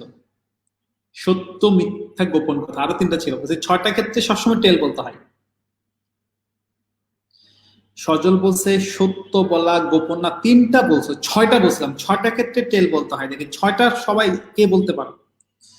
রুমানা চারটা বলছো, সালসাবিলা তো অ্যান্সার সরকার রিয়াজ, আচ্ছা, তাসিন আহমেদ গল্প মিথ্যা বলা তিনটা না, মুস্কান তিনটা, ছয়টা বলছিলাম। হ্যাঁ ছয়টা ছয়টা ছয়টাকে তৃষা বলতেছো গল্প কৌতুক মিথ্যা সত্য ও চমৎকার, ঠিক আছে, এই তো মনে আসছে তোমাদের। হ্যাঁ এখন সবাই বলতেছো গল্প বলা, সত্য বলা, মিথ্যা বলা, গল্প বলা, কৌতুক বলা, গোপন কথা বলা, সময় বলা। মনে আছে তো এই ছয়টা ক্ষেত্রে সবসময় টেল বলতে হয়। তো 9 নম্বর কোয়েশ্চেন, এটা এমব্যাট কোয়েশ্চেনের পাশাপাশি এই সূত্রটাও কাজে লাগবে। এখানে কিন্তু সময়ের কথা বলছে, আমরা জানি সময়ের ক্ষেত্রে কিন্তু টেল বলতে হয়। সো বি নাম্বারটা সবার আগে বাদ, এখানে সে বলছে লিখে রাখো বি নাম্বার তুই একটা মহালুলা, বি নাম্বার তুই একটা মহালুলা, কারণ সময়ের ক্ষেত্রে সে হয় না, বি নাম্বারটা আগেই বাদ। এই নাম্বার কি বলছে, can they tell you what time does, embed কোশ্চেনের ক্ষেত্রে বলছি না ডাব্লিউএইচ ওয়ার্ডের পরে সরাসরি ভার্ব, এখানে হোয়াট টাইম পুরোটা কিন্তু ডাব্লিউএইচ ওয়ার্ড যুক্ত ফ্রেজ, এখানে কিন্তু ডাব্লিউএইচ ওয়ার্ডটা একা আসতে পারে, ফ্রেজ একা আসতে পারে। সো এটাই কিন্তু হোয়াট টাইম, এটাই ফ্রেজ, ঠিক আছে। এরপরে কি লাগবে, সাবজেক্ট লাগবে, এখানে সাবজেক্ট না এসে ভার্ব আসছে, এই নাম্বারটা লুলা। বি নাম্বারটা can they tell you when time, না হোয়েন টাইম বলে কোনো ওয়ার্ড হয় না, what time it is, when time হবে না, হোয়েন ও টাইম, টাইম ও টাইম বাহুল্যতা, ওই যে মুদ্রা দোষ পড়েছিলাম, বলছে না repeat again sir sir repeat again this is enough sufficient, two twins ওই যে লুলাগুলা ছিল, এটা একটা হোয়েন টাইম বলে সেটা একটা বাহুল্যতা হয়, সো এটা হবে না, অ্যানসার কোনটা, ডি নাম্বারটা, yes. Can they tell you what time the movie starts, দেখো ক্যান দে টেল ইউ, এটা ডাজের কথা, বাড়তি কথা, principal clause, what time WH word, the movie subject starts verb, so এটা একটা ব্যাড কোয়েশ্চেন। এবং ক্যান দে টেল ইউ নিজে একটা প্রশ্ন, তাই শেষে একটা প্রশ্নবোধক চিহ্ন বসেছে, সো ডি নাম্বারটা অ্যান্সার, এবং এটা একটা সঠিক এমবেডেড কোয়েশ্চেন। সাথে মনে রাখতে হবে সময়ের কথা জিজ্ঞাসা করলে টেল হয়, সে হয় না। Thank you. 10 number question, the man that said that was a fool, না এখানে দেখো দ্যাট একটা ক্লজ মার্কার, আবার দ্যাট একটা ক্লজ মার্কার, একটা বাক্যে দুইটা ক্লজ মার্কার মানে হচ্ছে মনে রাখবা তিনটা ভার্ব, এটা আমি আগে আলোচনা করেছি, কালকে আরো আলোচনা করবো। এখানে দেখো একটা প্রিন্সিপাল ক্লজ, দুইটা সাবঅর্ডিনেট ক্লজ, তাহলে অবশ্যই প্রিন্সিপাল ক্লজ লাগবে, একদম সিম্পলি নাম্বারটা হবে না, কেন এখানে দুইটা ক্লজ মার্কার আছে, যে কোনো বাক্যে দুইটা ক্লজ মার্কার মানে সেখানে মিনিমাম তিনটা ভার্ব থাকা লাগবে, এখানে তিনটা ভার্ব নাই, আছে সেইড একটা, ওয়াজ একটা, সো বাক্যটা লজিক্যালি হয় না। মনে রাখবে যে কোনো বাক্যে সবসময় ভার্বের সংখ্যা মানে ফাইনাল ভার্বের সংখ্যা ক্লজ মার্কারের চেয়ে একটা বেশি হবে, অর্থাৎ বাক্যে যদি ক্লজ মার্কার একটা হয়, ভার্ব হবে দুইটা, একটা ক্লজ মার্কার মানে সাবঅর্ডিনেট ক্লজের জন্য একটা প্রিন্সিপাল ক্লজের জন্য। বাক্যে যদি ক্লজ মার্কার দুইটা হয়, এগুলো সেটি লিখে আছে, তাহলে ফাইনাল ভার্ব হবে তিনটা, বাক্যে ক্লজ মার্কার যদি তিনটা হয়, ফাইনাল হবে চারটা, একটা বেশি হয়, একটা সিম্পল স্ট্রাকচার, খুব ক্রিটিক্যাল কিছু না। তো এই নাম্বার সেই স্ট্রাকচারটা ভায়োলেট করছে, এটা ভায়োলেট করলে সেটা কখনোই বাক্য হতে পারে না। B number, the man who said, একই অবস্থা, হু একটা ক্লজ মার্কার, দ্যাট একটা ক্লজ মার্কার, দুইটা ক্লজ মার্কার, দুইটা ভার্ব, মিলছে না। হু সেড দ্যাট ওয়াজ এ ফুল, আচ্ছা এখানে একটু ঝামেলা আছে না, সঠিকভাবে একটা বাক্য তো হয় না, একটু দাঁড়া, তারপরে দ্য ম্যান দ্যাট সেড, এটা তো হবেই না, সি নাম্বারটা, দ্য ম্যান হু সেড। দেখো এটা বিসিএস এর প্রশ্ন আসে 10 নম্বরটাতে, আমরা যদি সঠিক চিন্তা করি 10 নম্বরে একটা বাক্য রাইট না, একটা বাক্য কিন্তু রাইট না, সঠিক চিন্তা করি, তারপর আমরা বি নাম্বারটাকে বেস্ট বলতে পারি। The man who said that was a fool, এই কেন বলতে পারি, যে দ্যাটটা সর্ট অফ ডিস, এগুলো নিয়ে যদি একটু আলোচনা করি একটু ক্রিটিক্যাল হয়ে যায়, আননেসেসারি টপিকস, সো আমি চাচ্ছি না আননেসেসারি টপিকস পরে তোমাদের মাথা নষ্ট, আননেসেসারি টপিকস পরে মাথা নষ্ট করার কোনো দরকার নেই, এটা অ্যাডমিশনে দেখবো আননেসেসারি টপিকস থেকে তো ক্রিটিক্যাল প্রশ্ন হবে না, বা সিম্পলি চিন্তা করে এখানে আসলে বেসিক স্ট্রাকচার চিন্তা করলে চারটা অপশনই ভুল, তারপরে দেখো বি নাম্বারটা pretty acceptable. The man who said that was a fool, মানে লোকটা যে কথা বলেছিল সে ছিল বোকা, সে ছিল বোকা, ঠিক আছে। সো এখানে এই অর্থে আমরা বি নাম্বারটাকে অ্যান্সার করবো, লিখে রাখো অ্যাকসেপ্টেড, বাট পিওরলি এখানে একটা বাক্য শুদ্ধ না, বাট যেহেতু বিগত বছরের কোয়েশ্চেন আসছে আমরা বি নাম্বারটাকে অ্যান্সার করবো, কারণ অন্যগুলো একেবারে হয় না, এই নাম্বারটা তো হয় না দ্যাট দ্যাট, এমনি বাহুল্যতা। সি নাম্বারটা হয় না দ্যাট সেড দ্যাট, এটাও বাহুল্যতা। ডি নাম্বার হয় না হুইচ, তো হয় না, মানুষের ক্ষেত্রে তখন হুইচ হয় না। সো এ সি ডি কোনোভাবেই জাতের মধ্যে পড়ছে না। বি নাম্বারটা পিওর কারেক্ট না বাট অ্যাকসেপ্টেবল, পিওর কারেক্ট না বাট অ্যাকসেপ্টেবল, এই জন্য আমরা বি নাম্বারটা ক্যান্সেল করব। ঠিক আছে, এটা সঠিকভাবে বলা দরকার ছিল এরকম, the full man said it, এটা ছিল বাক্যটা শুদ্ধ করলে বলতে হবে, বা the full man said it, এভাবে বললে বাক্যটা ঠিক ছিল। রিয়েলি একটা অপশনে শুদ্ধ না, বাট আমরা তারপরও বি নাম্বারটাকে অ্যাকসেপ্টেড ধরে বি নাম্বারটা ক্যান্সেল করবো, কারণ অন্যগুলা কোনোভাবেই শুদ্ধ হয় না, কোনোভাবেই গৃহীত হয় না। ঠিক আছে, সো বি নাম্বারটাকে অ্যান্সার করো। তারপরে 11 নম্বর দেখো, correct sentence, the man was tall who stole my bag. এটা তো একই অবস্থা, ঝামেলা। দ্য ম্যান হচ্ছে অ্যান্টিসিডেন্ট, হু হচ্ছে রিলেটিভ প্রোনাউন। আমরা জানি রিলেটিভ প্রোনাউন এবং তার অ্যান্টিসিডেন্ট পাশাপাশি বসে, এই কাজটা এই নাম্বারে হয় না, এই নাম্বারটা বাদ। B number the man stole, একই অবস্থা, দ্য ম্যানের জন্য হু আসছে, হু এবং দ্য ম্যান একসাথে বসবে, এই কাজটা এখানে হয় নাই, সো বি নাম্বারটাও বাদ। দ্য ম্যান স্টোল, এটা একই অবস্থা, সি নাম্বারটা হয়নি, দ্য ম্যান, ডি নাম্বারটা অ্যান্সার, এটা ঠিক আছে। এটা ঠিক আছে। দেখো the man who stole my bag, দেখো এখানে হু হচ্ছে একটা ক্লজ মার্কার, সো একটা ক্লজ মার্কার মানে দুইটা ভার্ব, স্টোল একটা ভার্ব, ওয়াজ একটা ভার্ব, এটা ঠিক আছে। 11 নম্বরে সুন্দর করে ডি নাম্বার অপশনটা রাইট। ঠিক আছে, আর এটা আমরা প্রোনাউনের প্রশ্ন পড়েছিলাম, যে রিলেটিভ প্রোনাউন সবসময় তার অ্যান্টিসিডেন্টের পাশাপাশি বসে। এখানে হু কাকে ইন্ডিকেট করছে? দ্য ম্যানকে, তাই দ্য ম্যান এবং হু একসাথে বসবে। সো সেটা আসলে কোন অপশনে বসেছে? এ নাম্বারে বসে নাই, বি নাম্বারে বসে নাই, সি নাম্বারে বসে নাই, ডি নাম্বারে বসেছে, অ্যান্সার হচ্ছে ডি নাম্বার। এটার পরে ব্রেকে যাবো আমরা। ঠিক আছে, that relations with friends and acquaintances play a major role in the social development of adolescence. ঠিক আছে, বলতেছে যে সমবয়সী বন্ধুত্ব এবং মানে বন্ধু থাকা, একই বয়সের বন্ধুত্ব থাকাটা তোমার মানে তোমার সামাজিক যে গ্রোথ, যে ডেভেলপমেন্ট, এটাতে তো মানে এটা খুব ক্ষেত্রে, গ্রোথের ক্ষেত্রে বা ডেভেলপমেন্টের ক্ষেত্রে গুরুত্বপূর্ণ ভূমিকা রাখে। সো এটা একটা সিম্পল সেন্টেন্স, একদম চিন্তা করো, একদম সিম্পল সেন্টেন্স। কেন ভাইয়া? বাক্যটা দেখতে অনেক complicated, but it's a simple sentence, কারণ এখানে একটাই ভার্ব আছে, প্লে, একটাই ভার্ব আছে, প্লে। বাকি যখন কোনো ক্লজ মার্কার থাকবে না, একটা ভার্ব থাকবে, সেটাকে আমরা সিম্পল সেন্টেন্স বলবো। আবারও বলছি, কোনো বাক্যে যখন কোনো ক্লজ মার্কার নাই, একাধিক ভার্ব নাই, সেটাকে আমরা সিম্পল সেন্টেন্স বলবো। সো এখানে প্লে হচ্ছে একটা ভার্ব, সেটাই প্রিন্সিপাল ক্লজের ভার্ব। সো এটা একটা সিম্পল সেন্টেন্স, সিম্পল সেন্টেন্স দিয়ে সলভ করবো। একটা কথা আমি তোমাদেরকে সবসময় বলছি, simple is the best, simple is the best. যখন সিম্পল সেন্টেন্স পাবা, তখন আর কাউকে নিয়ে চিন্তা করবে না, তখন নমিনাল দ্যাট ক্লজ করা দরকার নাই, তখন তোমার কমপ্লেক্স করা দরকার নাই, কম্পাউন্ড করা দরকার নাই, কিচ্ছু নাই। Always remember simple is the best. So এটা একটা সিম্পল সেন্টেন্স, সিম্পল রাখো, এটা মাথায় রেখে আঁকাও। এ নাম্বারে হোয়াটটা আনবাই না, হোয়াট আনলে তো কমপ্লেক্স হচ্ছে। বাক্যটা যদি আমি সিম্পল দিয়ে সলভ করতে পারি, আমি কেন কমপ্লেক্স করবো? বাহুল্যতা হবে, এ নাম্বারটা বাদ, বাহুল্যতা। সেম ভাবে দেখো, বি নাম্বারটাতে কি করছে? আরেকটা ভার্ব নিয়ে আসছে। সো দুটো ভার্ব আনলে তো বাক্যটা কমপ্লেক্স হয়ে গেল, ক্লজ মার্কার আনতে হবে, সেটাও করতে পারে নাই। কমপ্লেক্স করতে যায় আবার পুরোপুরি কমপ্লেক্সও করতে পারে। সো বি নাম্বারটা লুলা লিখে রাখা, বাহুল্যতা করছে। সি নাম্বারটা হুইচ এনে শুধু কমপ্লেক্স করে নিচ্ছে, কোনো দরকার নেই, এটা সিম্পল দিয়ে সলভ করা যায়। দেখো ডি নাম্বারটা পিয়ার গ্রুপ রিলেশনস আর, ডি নাম্বারটা লুলা করছে, একটা আর নিয়ে আসছে, অলরেডি একটা ভার্ব ছিল প্লে, তাহলে আরেকটা ভার্ব আনছো, কমপ্লেক্স করে ফেলো। এখন এই কমপ্লেক্সের জন্য তোমার কিন্তু আবার একটা ক্লজ মার্কার লাগবে, দরকার নাই। এই নাম্বার দেখো, ইয়েস, আলহামদুলিল্লাহ, simple answer. Peer group relations, এটা subject. The relations with friends and acquaintance, এটাকে বলে নাউন এন্ড অ্যাপোজিশন। জাস্ট একটা এক্সট্রা ইনফরমেশন দিয়েছে, দিলেও আসে না দিলেও আসে, কোনো সমস্যা নেই। প্লে হচ্ছে তার ভার্ব। এই নাম্বারটা অ্যান্সার করো, দেখো বাক্যটা সিম্পল হচ্ছে, একটা সাবজেক্ট একটা verb, simple is the best. So আমি এই নাম্বারটাকে অ্যান্সার করবো। বাকি অপশনগুলোতে কারণ ছাড়া একাধিক ভার্ব এনে, একাধিক ক্লজ মার্কার এনে বাক্যগুলোকে কমপ্লেক্স করে ফেলছে, কমপ্লিকেটেড করে ফেলছে, এবং ক্লজ মার্কার এবং ভার্বের মধ্যে যেটা ব্যালেন্স রাখা উচিত সেটাও রাখতে পারে না। এই জন্য এ বি সি ডি সব বাদ। অ্যান্সার কোনটা? এই নাম্বারটা লিখে রাখো, সিম্পল ইজ দ্য বেস্ট। 12 নম্বরের পাশে লিখে রাখো, সিম্পল ইজ দ্য বেস্ট। ঠিক আছে, আচ্ছা একটু ব্রেক দিই, তারপরে বাকিটা পড়বো, অনেকক্ষণ পড়তেছে।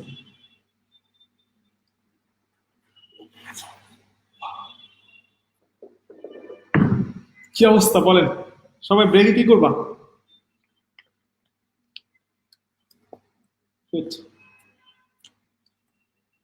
না, ব্রেকটা একটু পরে। ব্রেক আছে, কি করা যায় বলো? তোমরা কি করতেছো? সেজন তন্নির টাতে কি সরকার দিলে নিচে টাকা, নিউজে দেখলাম তো 600-র মতো আমাদের ফেরত দিবি। কি আলোচনা হচ্ছে? ফাহমিদা, ফাহমিদা তুমি কি নিয়ে আলোচনা করতেছো? আমি পড়াচ্ছি, তোমরা কি 600 টাকা নিয়ে আলোচনা করতেছো? আমাকে একটু বলো তো, আমি একটু শুনতে চাই। প্লিজ আমাকে একটু শোনাও, আমি তো কষ্ট করে ঘরের মধ্যে গেমে টেমে পড়াচ্ছি, তোমরা কি নিয়ে আলোচনা করছো আমাকে একটু জানা, আমি একটু শুনতে চাই। হ্যাঁ, ফ্যানটা অফ করবো, সাউন্ড হবে। থাক, ফ্যান লাগবে না, এই যে হাত হাত পাখা আছে, আমরা একদম প্রাচীন কালে ফিরে গেলাম, হাত পাখা।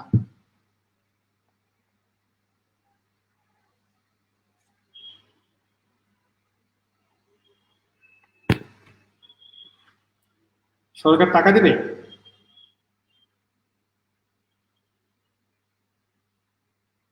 চকলেট তো আমার বাসায়, আমি তখন কোচিং এ, আইকন ক্লাসে। চকলেট তো নিয়ে আসি না আইকন ক্লাসে।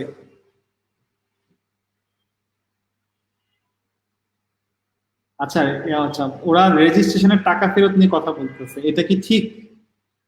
যারা রেজিস্ট্রেশনের টাকা ফেরত নেওয়ার জন্য কথা বলতেছো, তারা কি এটা ঠিক কাজ করছো বলো তো? আমি কত কষ্ট করে পড়াচ্ছি, তোমরা রেজিস্ট্রেশনের টাকা নিয়ে কথা বলতেছো। আচ্ছা, ওয়াফিকে দেখাবো, ওয়াফিকে লাস্ট ক্লাসে দেখাবো না, ওয়াফিকে লাস্ট ক্লাসে দেখাবো। সোয়াইব বিন আজ সোয়াইব জানতে চাইছো, ভাই ঢাবিতে কখন ভর্তি পরীক্ষা হবে? এটা তো বললাম, আমি তো বলছি যে ফেব্রুয়ারির আগে তো হবে না, এখন তো মনে হচ্ছে মার্চে চলে যাবে, ইভেন এপ্রিলে চলে যেতে পারে। মানে February last week, I don't know, এটা রেজাল্ট যদি দিতে পারে তাহলে আমার কাছে এখন এখন এপ্রিল ছাড়া কোনো সুযোগ নেই, মানে ফেব্রুয়ারিতে কোনো সুযোগ নেই ঢাবি ভর্তি পরীক্ষা। ঢাকা ইউনিভার্সিটি ভর্তি পরীক্ষা ফেব্রুয়ারিতে হওয়ারও কোনো সুযোগ নেই, মার্চ এপ্রিলে চলে যাবে, আইদার মার্চ নাহলে এপ্রিল।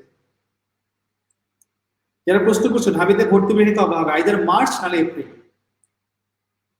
মার্চের লাস্ট উইকে যাবে কা, অথবা এপ্রিলে চলে যাবে, যদি হয় মার্চের সেকেন্ড উইকের পরে। ঢাকা বিশ্ববিদ্যালয় মার্চের সেকেন্ড উইকের আগে পরীক্ষা শুরু করতে পারবে না, নিতে পারবে না, সো ইভেন সেটা এপ্রিলেও চলে যেতে পারে।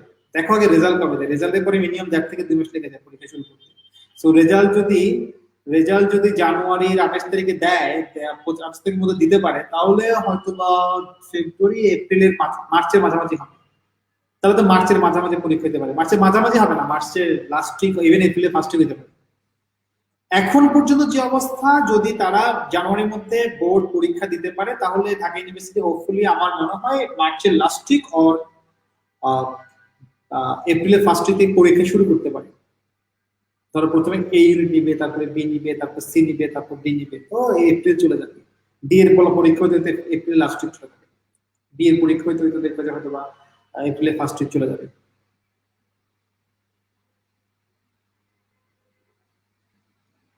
আমার কি, আমার জন্য কুরিয়ারে চকলেট পাঠাই দেন, বাহ শখ, কত চকলেট দিব, আবার কুরিয়ারে পাঠিয়ে দেবো। আয়সা নিয়ে যান যাদের যাদের চকলেট লাগবে।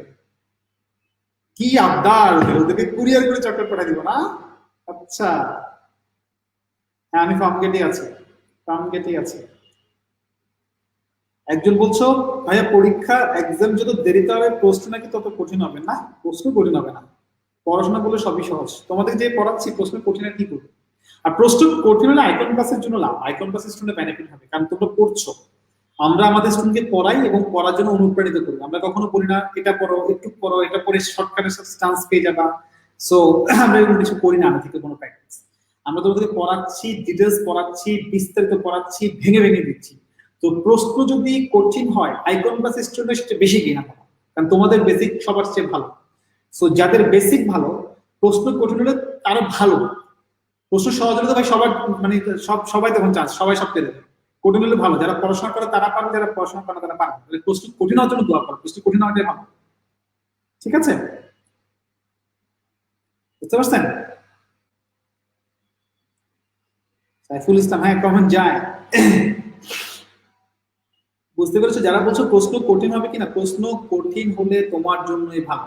তোমাদের সাথে আজকে আর ওই ইয়াটা দেখাবো না, ফান্ডটা দেখাবো না, তোমাদের সাথে কথা বলবো, তোমাদের প্রশ্নগুলো অ্যান্সার দিই। তাহলে বুঝতে পেরেছো, প্রশ্ন কঠিনের কথা বলেছো, প্রশ্ন কঠিন হলে তোমাদের জন্য ভালো, সো প্রশ্ন কঠিন হোক সেটা তোমাদের জন্য ভালো, আইকন ক্লাসিয়ানদের জন্য।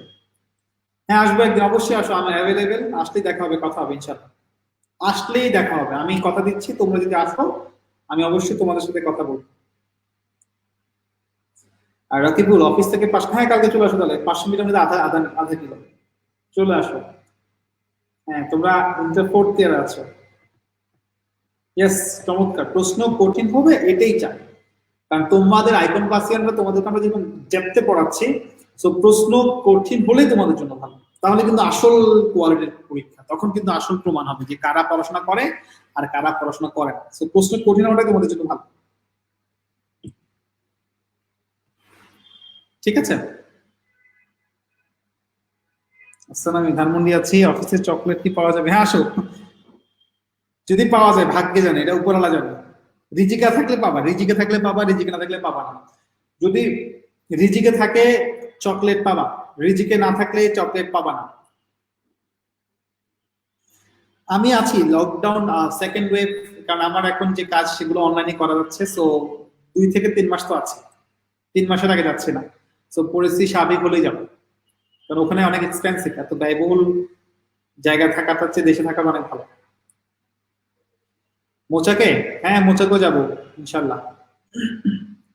মোটিভেশন দরকার, মোটিভেশন দেওয়ার মালিক হচ্ছে একমাত্র উপরওয়ালা। যারা মোটিভেশন চাচ্ছ, আসলে মানুষ মানুষকে মোটিভেশন দিতে পারে না, যত কথাই বলো। চেষ্টা করি মাঝে মাঝে বলতে, হয়তো অনেকগুলো ওই কথাগুলো স্বাভাবিকভাবে বলি, বললে তোমাদের কাছে অনেক সময় মোটিভেশন হয়ে যায়, অনেক সময় হয় না। বাট যত আমি বিশ্বাস করি আসলে মোটিভেশন একজন মানুষ আরেকজন মানুষকে দিতে পারে না, এটা সম্ভব না। দেখবা যে লোকগুলো মোটিভেশন দেয় তারা নিজেরাই মাঝে মাঝে বলে যে আমরা ডিপ্রেশনে পড়ে গেছি।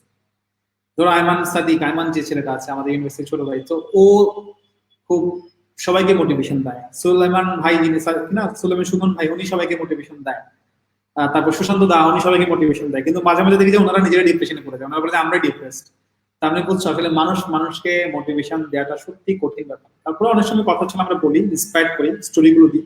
সো মোটিভেশন যদি দিতে পারেন, উপরে একজন আছেন, আল্লাহ বলো, ভগবান বলো, ঈশ্বর বলো, যে যে ধর্মেরই হোক না কেন, ধর্মের মানে সৃষ্টিকর্তাই একমাত্র আসলে মোটিভেশন দিতে পারেন। সো ওনার কাছে চাও, পরিশ্রম করো। আমি শুধু এই কথাটাই বলবো যে পরিশ্রম কখনো বৃথা যায় না। তুমি যদি পরিশ্রম করো, তোমার সেই পরিশ্রম কখনোই বৃথা যাবে না।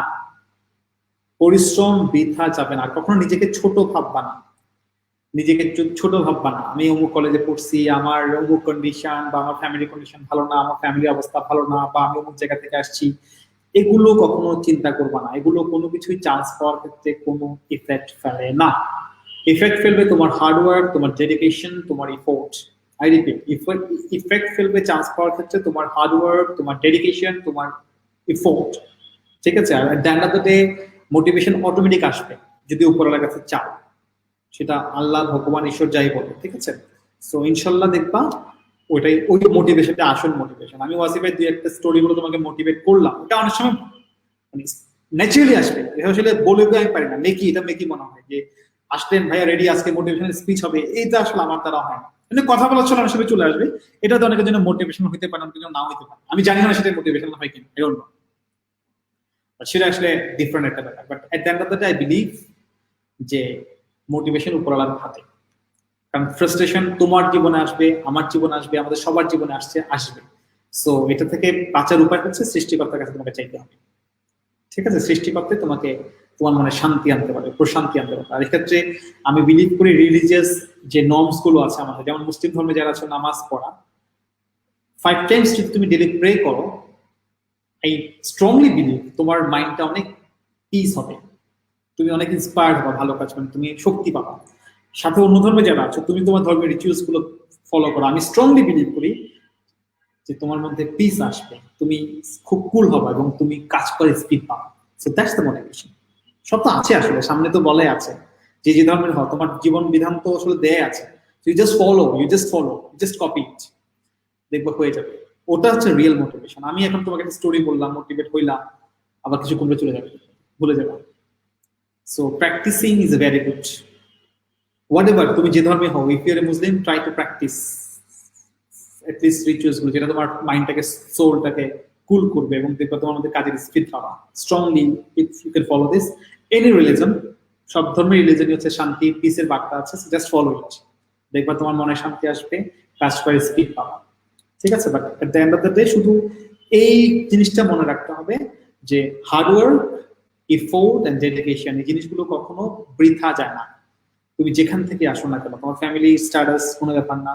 আমরা খুব বড় ফ্যামিলি থেকে আসি নাই, আমার ফ্যামিলি স্ট্যাটাস খুব ভালো না, বাট আমি তো ওয়ার্ল্ডের বেশ ভালো ভালো জায়গায় গিয়েছি, ভালো ভালো জায়গায় আছি, বা যতটুকু আছি মনে হয় যে ইনশাল্লাহ এটা আসলে ব্যাপার না। তুমি আমি যদি হার্ডওয়ার্ক করতে পারি, ইফোর্ট দিতে পারি, বাকিটাও খোলা রাখতে, সৃষ্টিকর্তার হাতে আমরা অবশ্যই ভালো একটা জায়গায় যাবো। তো প্লিজ যারা মনে করে যে আসলে মোটিভেশন খুঁজো না, অমুকের কাছে গিয়ে মোটিভেশন পাবো, অমুকের কাছে গিয়ে মোটিভেশন পাবো, বা অমুক বাবার কাছে যাবো, অমুকের কাছে যাবো, অমুক পানি পোড়া খাবো, অমুক পুরো বসে, আসলে এগুলো কিছু আমার মনে হয় না খুব বেশি কাজ করে। যদি কারো মনে হয় করে, সেটা তোমার তোমার বিলিফ। আমি প্রত্যেকটা মানুষের বিলিফকে রেসপেক্ট করি, সেটা তোমার করতেই পারে। তোমার তোমার তোমার বিশ্বাসের প্রতি আমার কোনো অশ্রদ্ধা বোধ নাই, তোমাদের প্রত্যেকটা মানুষের বিশ্বাসের প্রতি আমার শ্রদ্ধা বোধ আছে। বাট আমি আমারটা বলছি, তোমরা তোমাকে প্রশ্ন করছো। তো আসলে দিন শেষে তোমার হার্ডওয়ার্ক তোমাকে ইন্সপায়ার করবে, তোমার এফোর্ট তোমাকে ইন্সপায়ার করবে, তোমার ডেডিকেশন তোমাকে ইন্সপায়ার করবে, এবং তুমি তোমার যে নর্মস রিচুয়ালস গুলো আছে, তোমার রিলিজিয়াস ব্যাপারগুলো যদি এগুলো ফলো করতে পারো, হোপফুলি সেটাও তোমাকে ইন্সপায়ার করবে, তোমার ভিতরে পিস আনবে, তোমার মাইন্ডটাকে কুল করবে, এবং তুমি কাজ করে স্পিড পাবা। মাই এক্সপিরিয়েন্স। ঠিক আছে?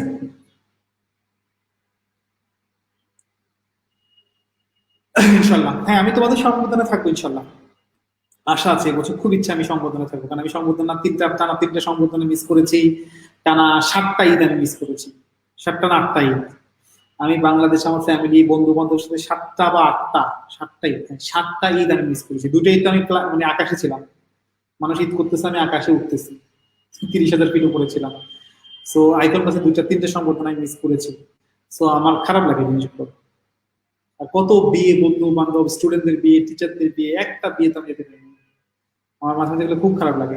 সবাই বিয়েতে, বিয়ে সাথে তোমাদের, তোমরা যদি কেউ কোনোদিন দাওয়াত দাও তোমাদের বিয়ে সাথে, ইচ্ছা, বাংলাদেশের বিয়েগুলো আমার কাছে খুব মানে অন্যরকম। এগুলো তো আসলে ইউরোপে পাওয়া যায় না। নরওয়েতে যেটা হয় না, নরওয়েতে আমার মনে আছে, আমার প্রথম আমি একটা বার্থডে পার্টিতে আমার একটা ফ্রেন্ডের ইনভিটেশন পেয়েছিলাম, নরওয়েজিয়ান ফ্রেন্ড থেকে।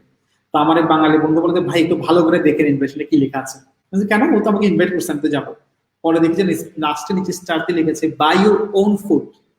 মানে বুঝছো, ওদের ইনভিটেশন গুলো হচ্ছে কি, তুমি আসবা, ঠিক আছে, একসাথে খাবো, গল্প করবো, কিন্তু তোমার খাবার তোমাকে কিনে আনতে হবে, ওকে তো খাওয়াবে না। ওই তো হালকা স্ন্যাক্স খাওয়াবে, হালকা, তো কোনো তুমি কোনো ড্রিঙ্কস করলে, সফট ড্রিঙ্কস বা হার্ড ড্রিঙ্কস হোয়াটএভার তোমার সেটা হয়তো দিবে একটু, কিন্তু তোমাকে ও খাওয়াবে না। লিখে দেয় ছোট্ট করে নিচে দিয়ে, ছোট্ট করে স্টার করে একদম, বাই ইউর ওন ফুড। মানে ওরাও তোমাকে বার্থডে পার্টিতে দাওয়াত দিবে, কিন্তু তুমি তোমার খাবার নিয়ে আসবা, ও তোমার খাওয়াবে না। এ হচ্ছে ওদের অবস্থা আর কি।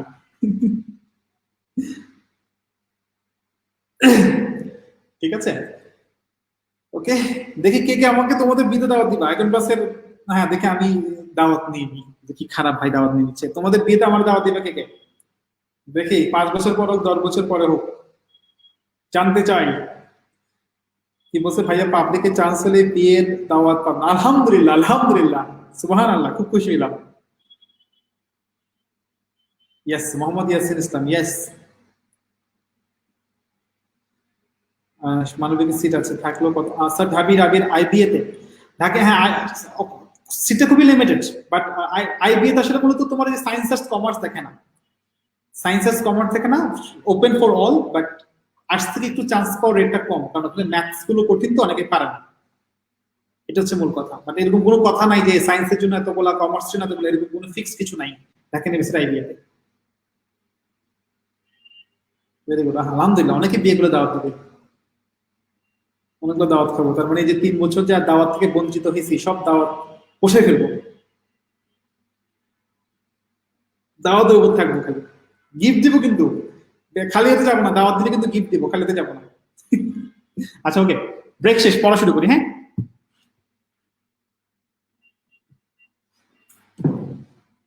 আসো, পড়াশোনা আসি।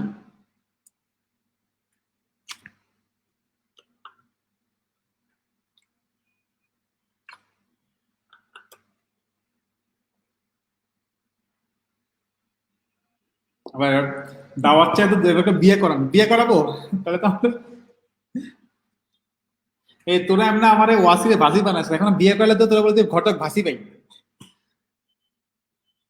ওয়াসি স্যার থেকে তখন আমি হয়ে যাবো ঘটক ওয়াসি স্যার থেকে বেলা হইলো ওয়াসি ভাইতে গেলাম ভাসি ভাই। এখন তো বিয়ে যদি করানো শুরু করি, তাহলে তো হয়ে যাবে ঘটক ভাসি ভাই। আমি ঘটক ভাসি ভাই হতে চাই না। ওকে। হম। নর্ওয়েতে থাকলে সেটা তো ব্যাড লাগ, দেশে থাকলে, এটা আসলে বিদেশে থাকার এটা একটা সবচেয়ে মানে দুঃখের ব্যাপার আর কি। মানুষের মানে এই সোশ্যাল প্রোগ্রাম গুলোতে অ্যাটেন্ড করা যায় না, সোশ্যাল লাইফটা পাওয়া যায় না।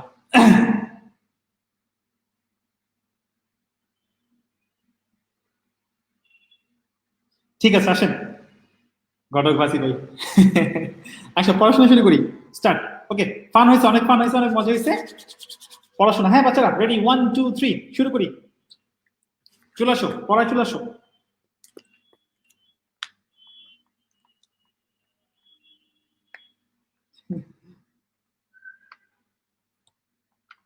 ঠিক আছে বাচ্চারা, শুরু শুরু শুরু শুরু। আমি ব্যাখ্যা সহ পড়াশোনা শুরু করি। হ্যাঁ, পরবর্তী কোয়েশ্চেনটা আসো, অনেক পড়া আছে আবার আরো। বাট লাস্ট যতক্ষণ আছে আমাদের হাতে 40 মিনিট আছে, 40 মিনিট আমরা খুব মনোযোগ দিয়ে পড়বো। আসো, ক্যান ইউ টেল মি, এটা একটা এমব্যাড কোয়েশ্চেন। এই যে ক্যান ইউ টেল মি কে গোল করে লিখো আজের রায় কথা বা principal clause. Can you tell me আজের রায় কথা বা প্রিন্সিপাল ক্লজ, শেষে একটা প্রশ্নবোধক চিহ্ন আছে। সো প্রশ্নবোধক বাক্যের আগে যখন আজের রায় কথা বা প্রিন্সিপাল ক্লজ থাকবে তখন বাক্যটা হয়ে যাবে এমব্যাডেড কোয়েশ্চেন। বাক্যটা কি হয়ে যাবে? এমব্যাডেড কোয়েশ্চেন। আচ্ছা, সো এমব্যাড কোয়েশ্চেনের নিয়মটা কি? এখন এমব্যাড কোয়েশ্চেনে আজের রায় কথার পরে ডাব্লিউএইচ ওয়ার্ড লাগবে, ডাব্লিউএইচ এর পরে সাবজেক্ট লাগবে, সাবজেক্টের পরে ভার্ব লাগবে। So when WH word he subject is coming, a number ঠিক আছে, হাতে রাখো। বি নাম্বার দেখি, when is নাউজুবিল্লাহ, WH word এর পরে সাবজেক্ট লাগবে, বি নাম্বারে WH word এর পরে সাবজেক্ট আসে নাই, বি নাম্বারটা লুলা। সি নাম্বার when does, আস্তাগফিরুল্লাহ, WH word এর পরে সাবজেক্ট আসবে, WH word এর পরে সাবজেক্ট আসে নাই, সি নাম্বারটা বাদ দাও। সেম কারণে ডি নাম্বারটা বাদ দাও, অ্যানসার হচ্ছে এ। সবাই আমার সাথে চিল্লায় বলো আলহামদুলিল্লাহ। ঠিক আছে, can you tell me when he is coming? ঠিক আছে, ওকে। 2 নাম্বার, বাচ্চারা এবার একটু প্লিজ পড়াশোনা আসতে হবে না, একটু পড়াশোনা আসতে হবে। হ্যাঁ হয়েছে, লাইক ফান শেষ, এবার পড়াশোনা আসতে হবে।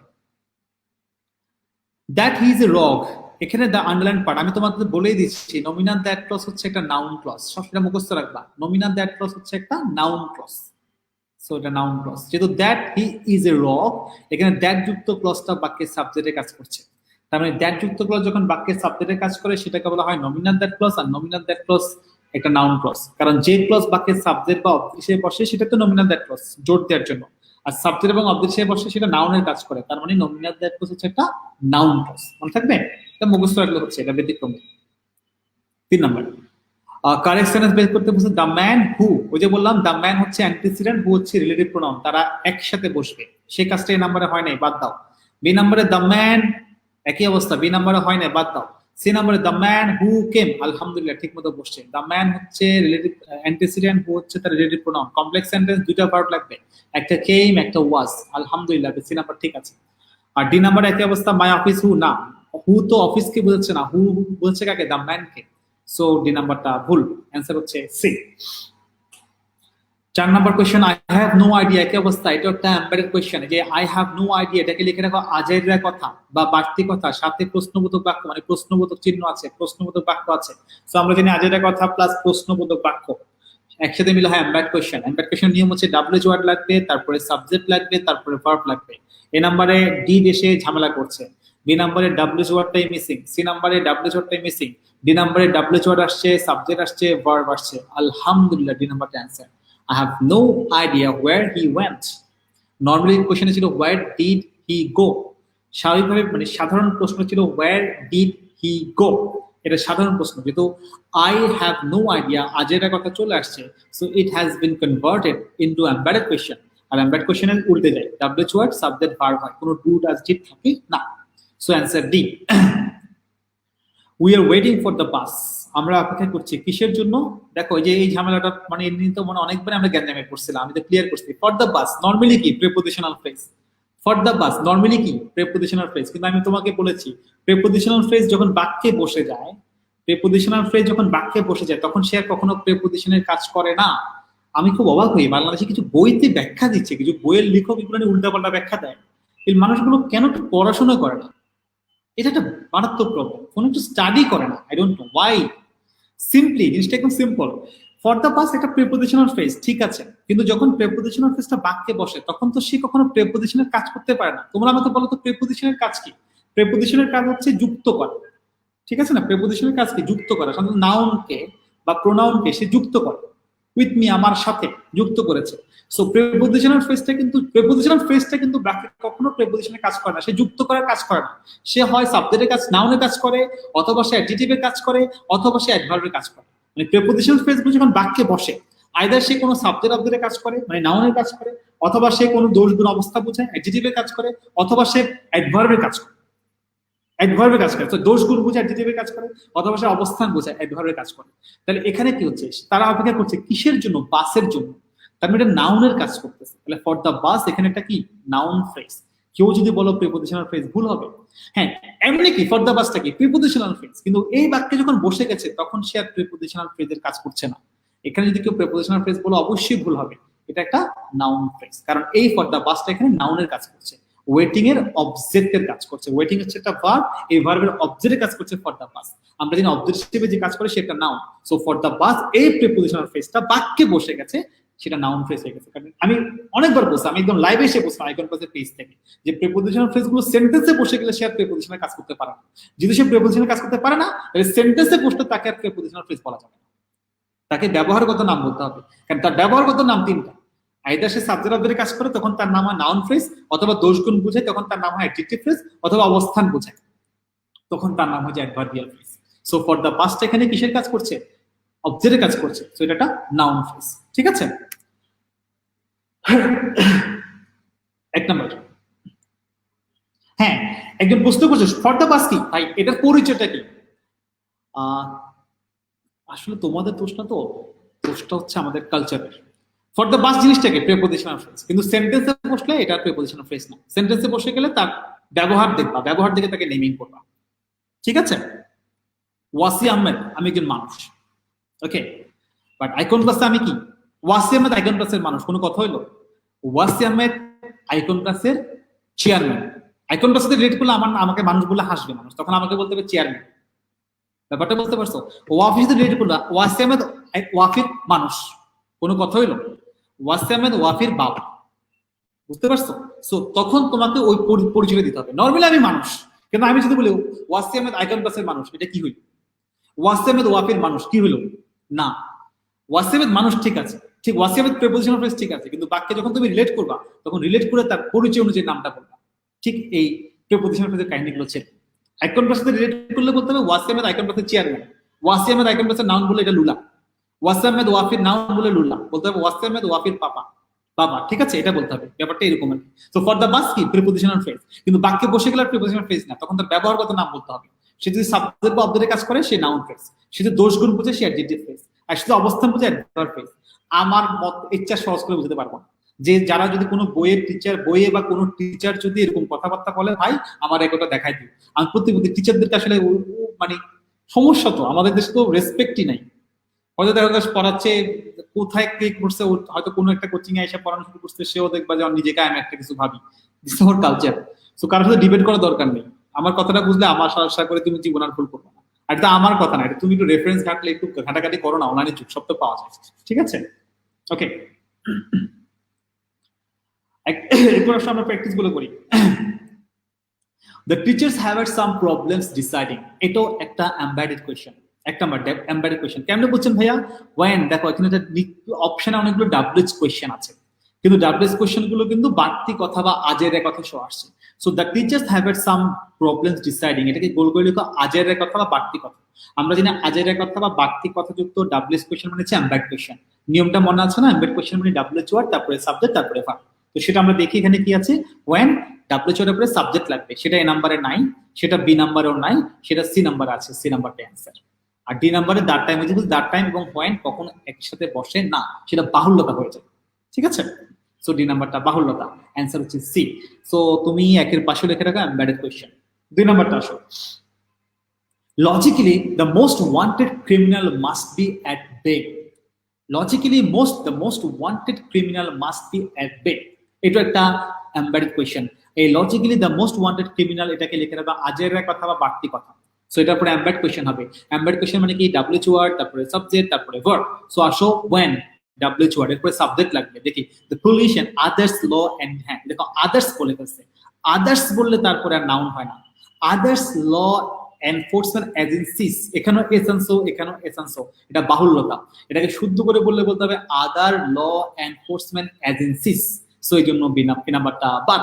বি নাম্বার দেখো ওয়েন ডাব্লিউএইচ ওয়ার্ড, এরপরে সাবজেক্ট লাগবে the police and other law enforcement agency are, এখানে আর বলছে। সো আর মানে কি এক বচন না বহু বচন? বহু বচন। তাহলে কি এজেন্সি হবে না এজেন্সিস হবে? এজেন্সিস হবে। সো বি নাম্বারটা বাদ। C number, when the police and other law enforcement agencies are at work, আলহামদুলিল্লাহ সি নাম্বারটাই অ্যান্সার। এখন দেখি ভাইয়া বি নাম্বারে ভুল কোথায়। when the police and other law enforcement agencies are at work, নাউজুবিল্লাহ। ভাই কাজের ইংলিশ হচ্ছে ওয়ার্ক, আমরা জানি ওয়ার্ক হচ্ছে কাজ আর ওয়ার্কস হচ্ছে সাহিত্যকর্ম। পুলিশ সাহিত্যকর্ম করে না, পুলিশকে অপমান করা হয়ে যাবে, পুলিশ কাজ করে, সো ওয়ার্কস হবে না, লুলা। অ্যান্সার কোনটা? সি নাম্বারটা। 3 নম্বর কোশ্চেনে যাও। Some students can pretend to be, একই অবস্থা, এটা একটা এমব্যাড কোশ্চেন। কেন ভাইয়া some students can pretend to be, এটাকে তুমি লিখতে পারো আজের কথা, বাড়তি কথা বা প্রিন্সিপাল ক্লজ, তারপরে তোমার ডাব্লিউএস কোশ্চেনটা আসছে। সো এমব্যাড কোশ্চেন হয়ে গেছে। এমব্যাড কোশ্চেনের নিয়ম হচ্ছে ডাব্লিউএইচ ওয়ার্ড, তারপরে সাবজেক্ট, তারপরে ভার্ব। 1 অপশন 1 এ দেখো হোয়াট, ডাব্লিউএইচ ওয়ার্ড, ঠিক আছে।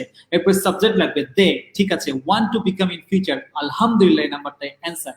এবার দেখি বি নাম্বারের সমস্যাটা কোথায়, আমি সব ব্যাখ্যা করে দিচ্ছি। হোয়াট আর, আস্তাগফিরুল্লাহ, এমব্যাড কোশ্চেনের ডাব্লিউএইচ ওয়ার্ডের পরে সাবজেক্ট হবে, এখানে সাবজেক্ট না এসে ভার্ব আসছে আর, এই জন্য বি নাম্বারটা লুলা। সি নাম্বার দেখো, what they wanted in future, নাউজুবিল্লাহ। ভাইয়া ভবিষ্যৎকালে কেমনে পাস্ট ফর্ম হয়, ভবিষ্যৎকালে কেমনে পাস্ট ফর্ম হয়, সি নাম্বারটাও লুলা। ঠিক আছে। ডি নাম্বারটা, what they want to become in the future, নাউজুবিল্লাহ, না ভবিষ্যতের ক্ষেত্রে দা হয় না, মনে রাখবা ইন ফিউচার, ভবিষ্যতের ক্ষেত্রে দা হয় না, ভবিষ্যৎ সবসময় অনিশ্চিত। ইন দ্য ফিউচার না, এক্সপ্রেশন হচ্ছে ইন ফিউচার। সাধারণত এক্সপ্রেশনে লিখে রাখতে পারে at present, in the past, in future, এটা লিখে রাখতে পারে। এক্সপ্রেশনটা এরকম, বর্তমানের ক্ষেত্রে আমরা বলি অ্যাট প্রেজেন্ট, অতীতের ক্ষেত্রে বলি ইন দ্য পাস্ট, আর ভবিষ্যতের ক্ষেত্রে বলি ইন ফিউচার। এটা একটা এক্সপ্রেশন, এটা লিখে রাখতে পারো at present, in the past, in future. এই বাচ্চাটা ফিউচার, নট ফুটুরি।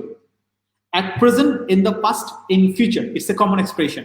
At present, in the past, in future, এই বলতে হয়, ঠিক আছে।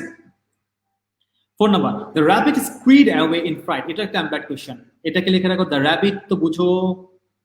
So rabbit screamed away in fright, ভয়ে সে ঢুকে যায়, ঠিক আছে, খরগোশগুলো। সো এটা একটা আজের কথা, বাড়তি কথা। So it's gonna be embed question, কারণ পরে ডাব্লিউএস কোশ্চেন আসছে। সো এমব্যাড কোশ্চেন নিয়মটা মনে আছে না, ডাব্লিউএইচ ওয়ার্ডের পরে সাবজেক্ট লাগবে, তারপরে ভার্ব লাগবে। So when WH word it had, এই নাম্বারে কোনো ভুল পাচ্ছি না, হাতে রাখো। বি নাম্বার ডাব্লিউএইচ ওয়ার্ড নাই, নাউজুবিল্লাহ। সি নাম্বার ডাব্লিউএইচ ওয়ার্ড নাই, আস্তাগফিরুল্লাহ। ডি নাম্বার ডাব্লিউএইচ ওয়ার্ডের পরে হি বসে, কিন্তু ভাই র‍্যাবিটের ক্ষেত্রে কি, র‍্যাবিট একটা প্রাণী, র‍্যাবিট খরগোশ, তার জন্য কি হি হবে না ইট হবে? অবশ্যই ইট হবে, ইতর প্রাণী। অ্যান্সার এ, ঠিক আছে। তারপর next question, sorry, materials to drill under the crust must be considered, একই অবস্থা, embedded question. A materials to drill under the crust must be considered, এটাকে লিখো আজের কথা, বাড়তি কথা বা principal clause. So embedded question করার জন্য ডাব্লিউএইচ ওয়ার্ড লাগবে, তারপরে সাবজেক্ট লাগবে, তারপরে ভার্ব লাগবে। So WH word it's not a nominal that clause. এটা একটা প্রশ্ন করছে, বলছে ম্যাটেরিয়ালস মানে মানে প্রশ্ন ছিল এরকম যে কখন মাইনিং প্রসেসগুলো চালানো হয়, প্রশ্ন করছে কিন্তু। সো প্রশ্নবোধক বাক্যটাকে এক্সটেন্ড করা হয়েছে। So it's embedded question, it's not a nominal that clause. Meaning না বুঝলে আসলে ঝামেলা হয়ে যায়। সো এমবেডেড কোয়েশ্চেনে তোমার ডাব্লিউএইচ ওয়ার্ড লাগবে, সো দ্যাট না, কিন্তু দ্যাট হবে না, এই নাম্বারটা বাদ। বি নাম্বারটা হোয়েন ডাব্লিউএইচ ওয়ার্ড, এরপরে সাবজেক্ট লাগবে, মাইনিং প্রজেক্টস, এরপরে ভার্ব লাগবে। সো আলহামদুলিল্লাহ বি নাম্বারটা অ্যান্সার। সি নাম্বারের সমস্যা হচ্ছে ডাব্লিউএইচ ওয়ার্ডের পরে ভার্ব চলে আসছে, নমিনাল দ্যাট ক্লজে ডাব্লিউএইচ ওয়ার্ডের পরে ভার্ব আসতে পারে না। ডি নাম্বার হচ্ছে হোয়েন একই অবস্থা, ডাব্লিউএইচ ওয়ার্ডের পরে ভার্ব আসছে, নমিনাল দ্যাট ক্লজে ডাব্লিউএইচ ওয়ার্ডের পরে ভার্ব আসতে পারে না। 6 নম্বর, I fantasize about the magical wand, আমি খুব অবাক হয়েছি ম্যাজিক্যাল ওয়ান্ডটা দেখে, লাঠিটা দেখে। whose power, whose আসছে, ওকে আসতে পারে, এটা একটা নমিনাল দ্যাট এমবেডেড কোয়েশ্চেন, বাড়তি কথা। I fantasize about the magical wand, লিখে রাখো আজের কথা, বাড়তি কথা, or principal clause. So it's a nominal that clause, sorry embedded question. WH word লাগবে, এরপরে সাবজেক্ট লাগবে। সো ওয়াজ কোনো সাবজেক্ট না, এটা ভার্ব, এই নাম্বারটা লুলা। বি নাম্বারটা ওয়াজ কোনো সাবজেক্ট না, লুলা। সি নাম্বারটা হুইচ পাওয়ার, না ভাই এখানে নাউন, কিন্তু যার ওয়েন্ড একটা নাউন, পাওয়ার একটা নাউন, আমরা কিন্তু জানি পাশাপাশি দুটো নাউনের মাঝখানে একমাত্র ডাব্লিউএইচ ওয়ার্ড বসে, হুইচ বসে না। বা মালিকানা বসে, মালিকানা বোঝানোর জন্য ডাব্লিউএইচ ওয়ার্ড আর হুইচ বসে না। সো সি নাম্বারটা এমবেড কোয়েশ্চন স্ট্রাকচার ফলো করলো, ডাব্লিউএইচ ওয়ার্ডটা ভুল হচ্ছে।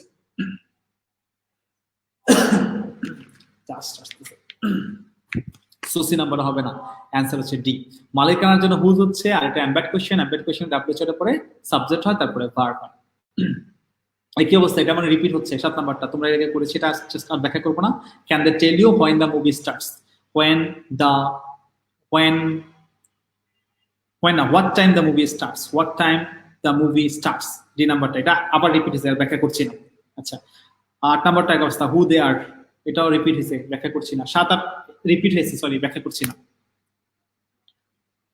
নয় নাম্বার তো ব্যাখ্যা রিপিট হচ্ছে, do you know when the sorry sorry এগুলোর ব্যাখ্যা হয়ে গেছে, এটা আর ব্যাখ্যা করছি না, 9 নাম্বারটা আগে ব্যাখ্যা করেছি। হ্যাঁ, 10 নাম্বারের নতুন কোয়েশ্চেন আসো।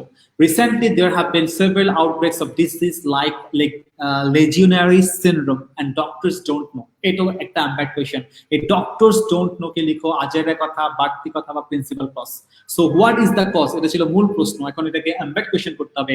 আমরা যদি এমবেড কোয়েশ্চেনে ডাব্লিউএইচ ওয়ার্ড, তারপরে সাবজেক্ট, তারপরে ভার্ব, তাহলে হোয়াট ইজ দ্য কজ হবে না, ডাব্লিউএইচ ওয়ার্ডের পরে সাবজেক্ট লাগবে, এই নাম্বারে আসে নাই, বি নাম্বারে সেটা আসে নাই, সি নাম্বারে সেটা আসে নাই, ডি নাম্বারে আসছে। ইয়েস, যেহেতু সেটা প্রশ্নবোধক বাক্যটাকে এক্সটেন্ড করা হয়েছে, নমিন এমবেড কোয়েশ্চেন করা হয়েছে, তাহলে ডাব্লিউএইচ ওয়ার্ড লাগবে, সেটা ওয়ার্ড, তারপরে সাবজেক্ট লাগবে, সেটা দ্য কজ, তারপরে ভার্ব লাগবে, দ্য কজ ইজ। অ্যান্সার হচ্ছে অপশন ডি।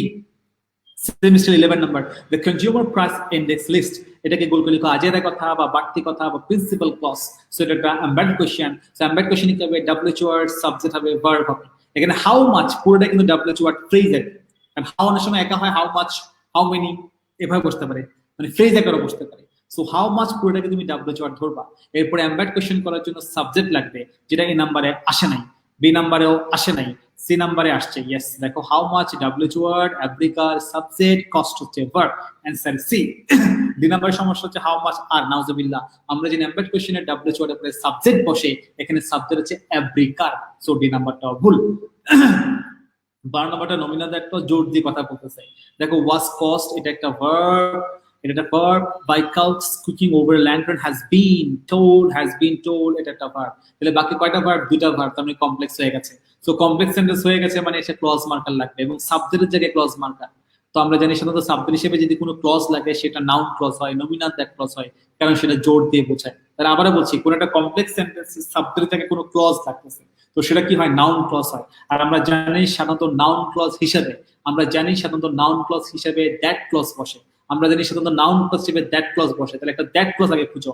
4টা অপশনের মধ্যে একমাত্র ডি নাম্বারে দ্যাট ক্লজ আছে। সো অ্যানসার হচ্ছে অপশন ডি। এখানে আমাদের অ্যান্সার মানে ই লেখা আছে, অপশন ই আমরা কেটে দিছি, ডি হবে, ডিটাকে ইতে আনছি। সো এটা nominal that clause. Simply complex sentence দুটো ভার্ব, সাবজেক্টের জায়গায় ক্লজ চাচ্ছে। তো আমরা জানি যদি কমপ্লেক্স সেন্টেন্সে সাবজেক্ট বা অবজেক্টের জায়গায় কোনো ক্লজ লাগে, ইউজুয়ালি সেটা নাউন ক্লজ হয়। এবার আমার কোশ্চেন অ্যান্সার দাও, নাউন ক্লজ হিসেবে কোন ক্লজ বসে, নমিনাল দ্যাট ক্লজ বসে। 4টা অপশনের মধ্যে একমাত্র নমিনাল দ্যাট ক্লজ আছে, অপশন ডি। সেম 13 নম্বরটা, ডেভেলপ, এটা একটা verb. So rapidly in Alabama primary because of its rich natural resources, because of কিন্তু কোনো ক্লজ মার্কার না, বিকজ ক্লজ মার্কার, মনে রাখবা। বিকজ হয় কমপ্লেক্স সেন্টেন্সে, বিকজ অফ কিন্তু ক্লজ মার্কার না। ইজ ওয়েল নন, ইজ নন, এটা একটা ভার্ব। সো দুটা ভার্ব চলে আসছে, মানে নিশ্চিতভাবে এটা কমপ্লেক্স সেন্টেন্স। দুটা ভার্ব আসছে মানে নিশ্চিতভাবে এটা কমপ্লেক্স সেন্টেন্স। সো কমপ্লেক্স সেন্টেন্সের সাবজেক্টের জায়গায় গ্যাপ, ক্লজ মার্কারটা মিসিং, তার মানে এটা ক্লজ মার্কার সহ ক্লজ লাগবে। আমরা জানি কমপ্লেক্স সেন্টেন্সের সাবজেক্টের জায়গায় যদি কোনো ক্লজ লাগে সেটা হয় নাউন ক্লজ। সেটা কি হয়, নাউন ক্লজ। আর নাউন ক্লজ হিসেবে কোন ক্লজটাকে প্রাধান্য দেওয়া হয়, nominal that clause. Noun clause হিসেবে কোন ক্লজটাকে প্রাধান্য দেওয়া হয়, নমিনাল দ্যাট ক্লজ। সবার আগে বলতে পারো ভাইয়া অন্য ক্লজ কি আসে না, দ্যাট ক্লজ ছাড়া, হোয়াট ক্লজ, ওয়েন ক্লজ ছাড়া? হ্যাঁ আসে, সেগুলো অনিশ্চিতের ক্ষেত্রে। যেহেতু নিশ্চিত করে বলছি, জোর দিয়ে বলছি, অলওয়েজ নমিনাল দ্যাট ক্লজটাই প্রেফারেবল। সো আগে দেখো নমিনাল দ্যাট ক্লজ আছে কিনা, আছে, থাকলে আর কাউকে দরকার নেই। সো দ্যাট হ্যাভ ইন্ডাস্ট্রি, এটা অ্যান্সার। ব্রেক তো চলে গেছে, তোমরা কি আছো নাকি টায়ার্ড হয়ে গেছে? আমাকে জানো বাচ্চারা।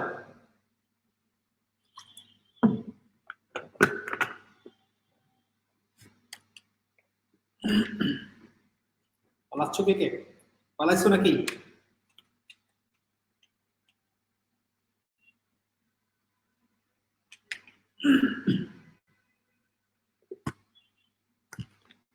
হ্যাঁ ডি হবে।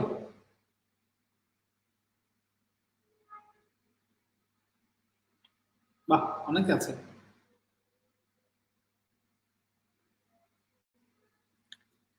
লুল লুল লুল, তাহলে কি একটা টেস্ট দিবা? তাহলে একটা টেস্ট দিবা?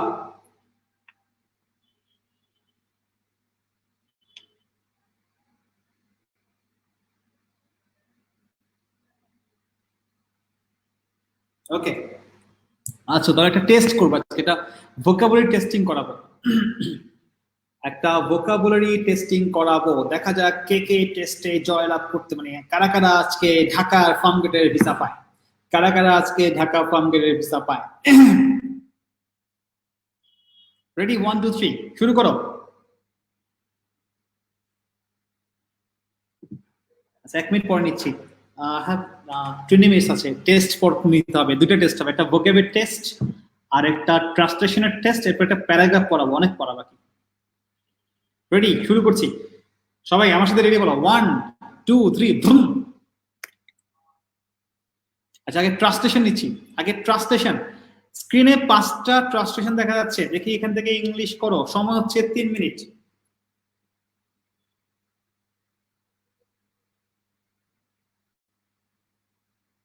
Set timer for 10 minutes. Okay 10 minutes and counting. শুরু করো। 10 মিনিটস না, 3 মিনিটস করলাম। ওকে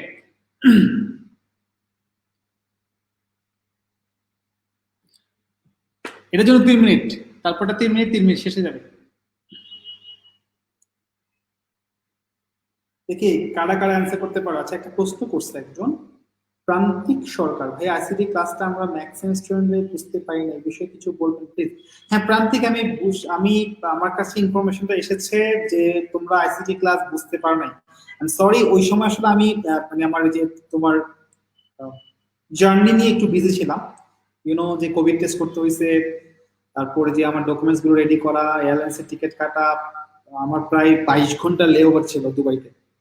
তো এগুলো নিয়ে আসলে আমি একটু প্যারার মধ্যে ছিলাম, তো আমি ফলো আপ করতে পারি না, বাট আমি শুনছি যে তোমাদের ঝামেলা হচ্ছে, so we gonna change ICT teacher, ইনশাআল্লাহ সমস্যা হবে না।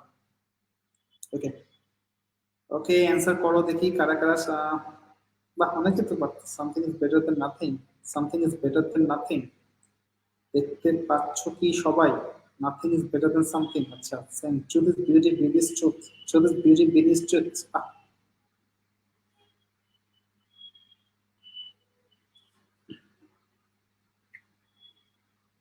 Truth is beauty, beauty is truth. Something is better than nothing. Something is better than. সবাই এটাই খেলে অ্যান্সার করতেছে। Something is better than nothing. আর পারতেছে না, সবাই এটাই অ্যান্সার করতেছে। Something আছে, every dog has his days। আচ্ছা নতুন একটা অ্যান্সার পেয়েছি।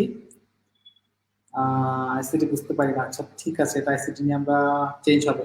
Something is better than nothing to be forwarded. Truth is beauty, something is better than nothing, truth is beauty। দুইটা অ্যান্সার পেয়েছি। Every dog has a day, beauty is truth। এটা কিন্তু HW থাকবে বাচ্চারা, এটা এইচডব্লিউ থাকবে, so ভালো করে নোট করতে হবে। হ্যাঁ আমি অ্যান্সার দিচ্ছি।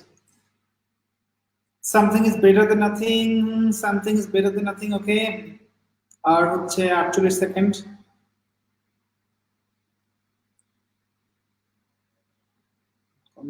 নাম পড়তে ভুলে গেছি না, নাম পড়বো না, থাক নাম পড়ে নিয়ে যে কত রাগ অভিমান, কত তরকারি নেই, তোমরা ট্রাই করো।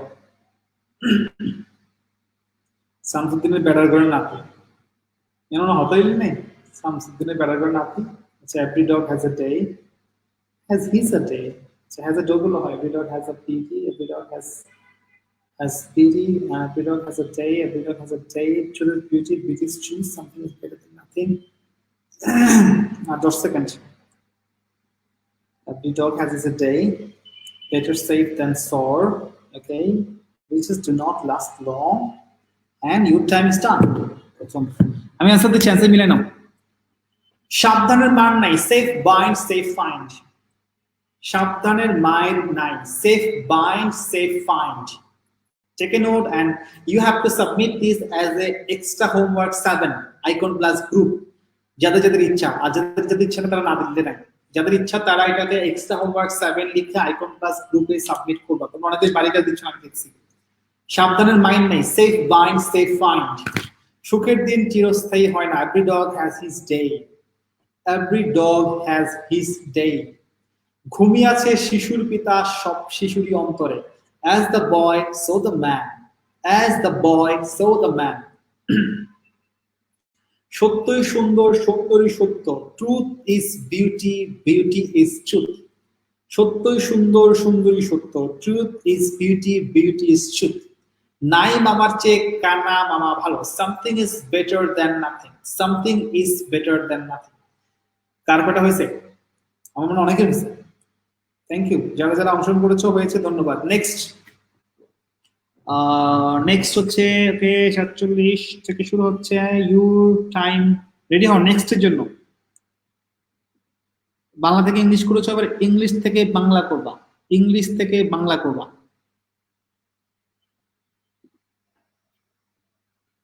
Yes, go. বাংলা অনুবাদ করো। Out of sight, out of mind. Pride is the root of all destructions. It is easier to destroy than to establish. Too much cunning overreaches itself. Too many cooks spoil the broth. দেখি এটা চেষ্টা করো।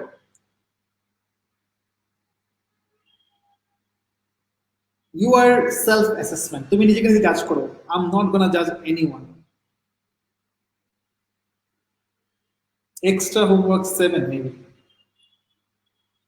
এই যে translation গুলো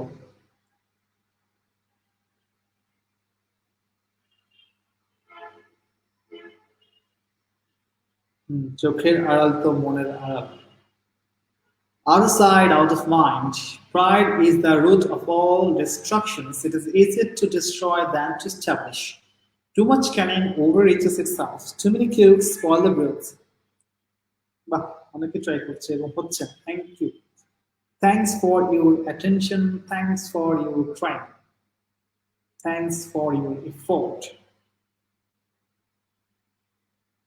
অহংকার পতনের মুখ চোখের আড়াল হলে মনের আড়াল হয় গুড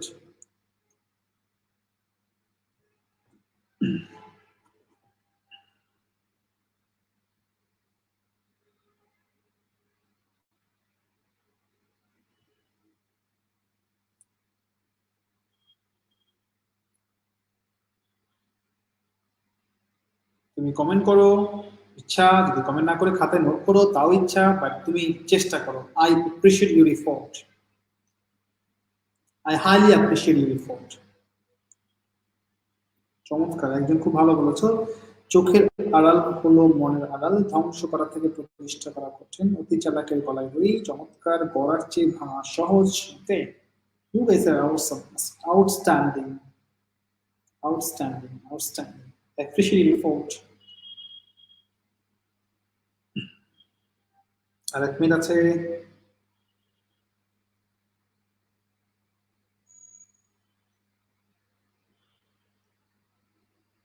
অনেকে পড়াশোনা করে মনে করো ঢাকা ইউনিভার্সিটির প্রশ্নগুলো আসছে বা তুমি পারছো কিনা তোমার তুমি ইউ জাস্ট জাজিং self assessment you just assess yourself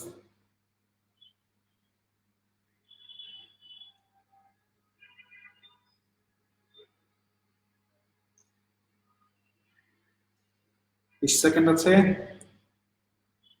20 seconds try সময়ের মধ্যে চেষ্টা করো নিজে অ্যান্সার করো নিজে নিজেকে জাজ করো অ্যাসেস করো আমি করবো না নিজে নিজেকে অ্যাসেস করো the way you feel comfort no worry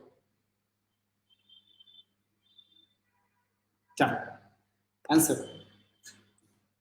out of sight out of mind এবার অ্যান্সার নিয়ে নাও হইলে তো ভালো চোখের আড়াল হলে মনের আড়াল হয় চোখের আড়াল তো মনের আড়াল out of sight out of mind চোখের আড়াল তো মনের আড়াল pride is the root of all destructions অহংকার পতনের মূল pride is the root of all destructions অহংকার পতনের মূল it is easier to destroy than to establish গড়ার চেয়ে ভাঙা সহজ it is easier to destroy than to establish গড়ার চেয়ে ভাঙা সহজ too much cunning overreaches itself sorry আমি বাতাস করছি তো ডাস্ট এসে ঢুকতেছে আমার বাড়ি অতি চালাকের গলায় দড়ি too much cunning overreaches itself too many cooks spoil the broth মানে হচ্ছে অধিক সন্ন্যাসীতে গাজর নষ্ট থ্যাংক ইউ এবার তোমাদের আরেকটা পরীক্ষা হবে সেটা হচ্ছে আমি তোমাদেরকে কিছু ফ্রেজ দেব এই ফ্রেজগুলোর অ্যান্সার করবা আমি তোমাদেরকে কিছু ফ্রেজ দিব তোমরা রেডি হও দেখি কে কয়টা পারো তোমরা ফ্রেজগুলো পারো কিনা তুমি তোমার অ্যাসেসমেন্ট করবা তুমি তোমাকে মূল্যায়ন করবা তুমি পারলে তোমার কনফিডেন্স বাড়বে না পারলে তুমি নিজেকে ইমপ্রুভ করবে I will not assess anyone ready 1 2 3 go দেখি এই ইডিওমেটিক এক্সপ্রেশন গুলো ইংলিশে অথবা বাংলা আমি অ্যাপ্রিশিয়েট করব ইংলিশে লেখার জন্য বাংলা যদি কেউ লিখতে চাও সমস্যা নাই আমি অ্যাপ্রিশিয়েট করব ইংলিশে লেখার জন্য but if anyone wants to right in Bengali no problem 6 and 7s 6 and 7s kid and kin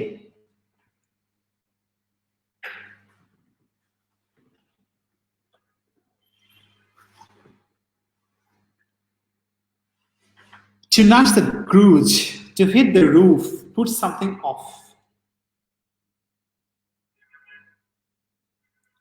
এটা 1 মিনিট করে থাকবে, 1 মিনিট করে থাকবে, দেখি চেষ্টা করি।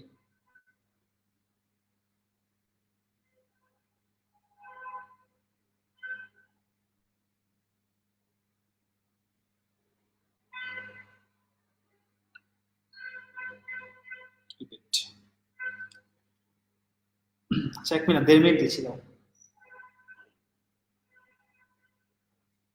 6 and 7s, what does it mean?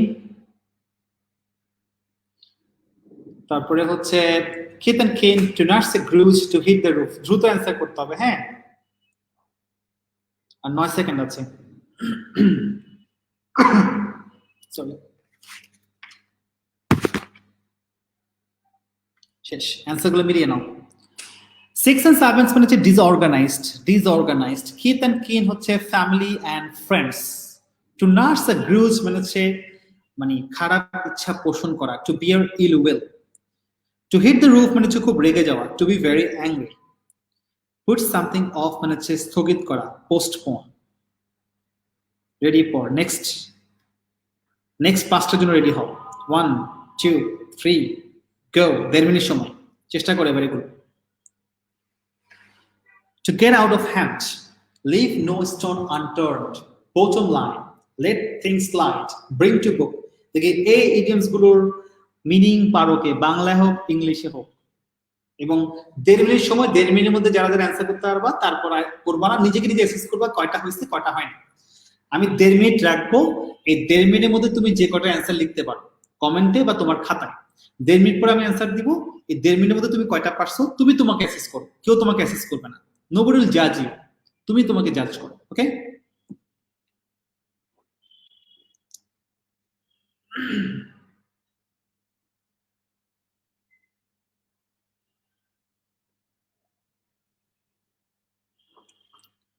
To get out of hands, leave no stone unturned.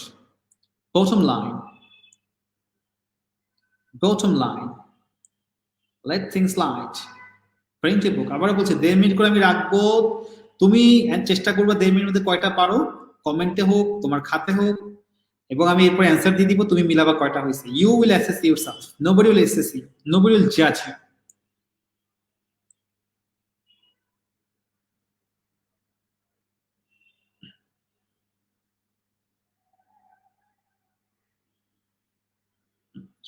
Time কিন্তু শেষ। ইয়েস, অ্যান্সারগুলো মিলিয়ে নাও। Sorry. To get out of hand মানে হচ্ছে to get out of control, নিয়ন্ত্রণের বাইরে চলে যাওয়া। To get out of hand হচ্ছে to get out of control. Leave no stone unturned, এটা হচ্ছে চেষ্টার ত্রুটি না করা, সর্বভাবে চেষ্টা করা, চেষ্টার ত্রুটি না করা বা সর্ব উপায়ে চেষ্টা করা। Try every possible means. Bottom line মানে হচ্ছে গুরুত্বপূর্ণ বিষয়, essential point. Let things slide মানে হচ্ছে এড়িয়ে যাওয়া, ইগনোর করা, অ্যাভয়েড করা। ব্রিং টু বুক মানে হচ্ছে কাউকে তিরস্কার করা, রিবাক। ব্রিং টু বুক হচ্ছে কাউকে তিরস্কার করা বা রিবাক। বুঝতে পেরেছো? So take a screenshot, take a note and you just assess yourself. আমি নেক্সট 5টা দিব, 1.5 মিনিট সময়, 1.5 মিনিটে তুমি চেষ্টা করবে কয়টা পারো, এবং 1.5 মিনিট পরে তুমি তোমাকে অ্যাসেস করবা, আমি করবো না বা কেউ করবে না। 1 2 3 go।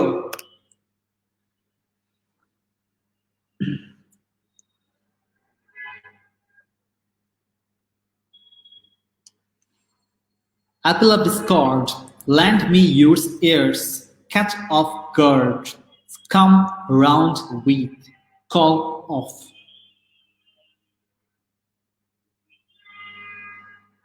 Apple of discord, lend me your ears, catch off guard, come round with, call off.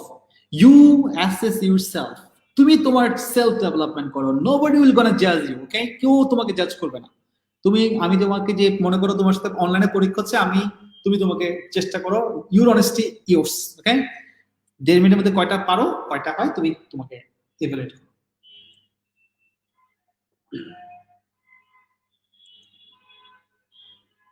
Apple of discord, lend me your ears, catch guard, come round with, call off.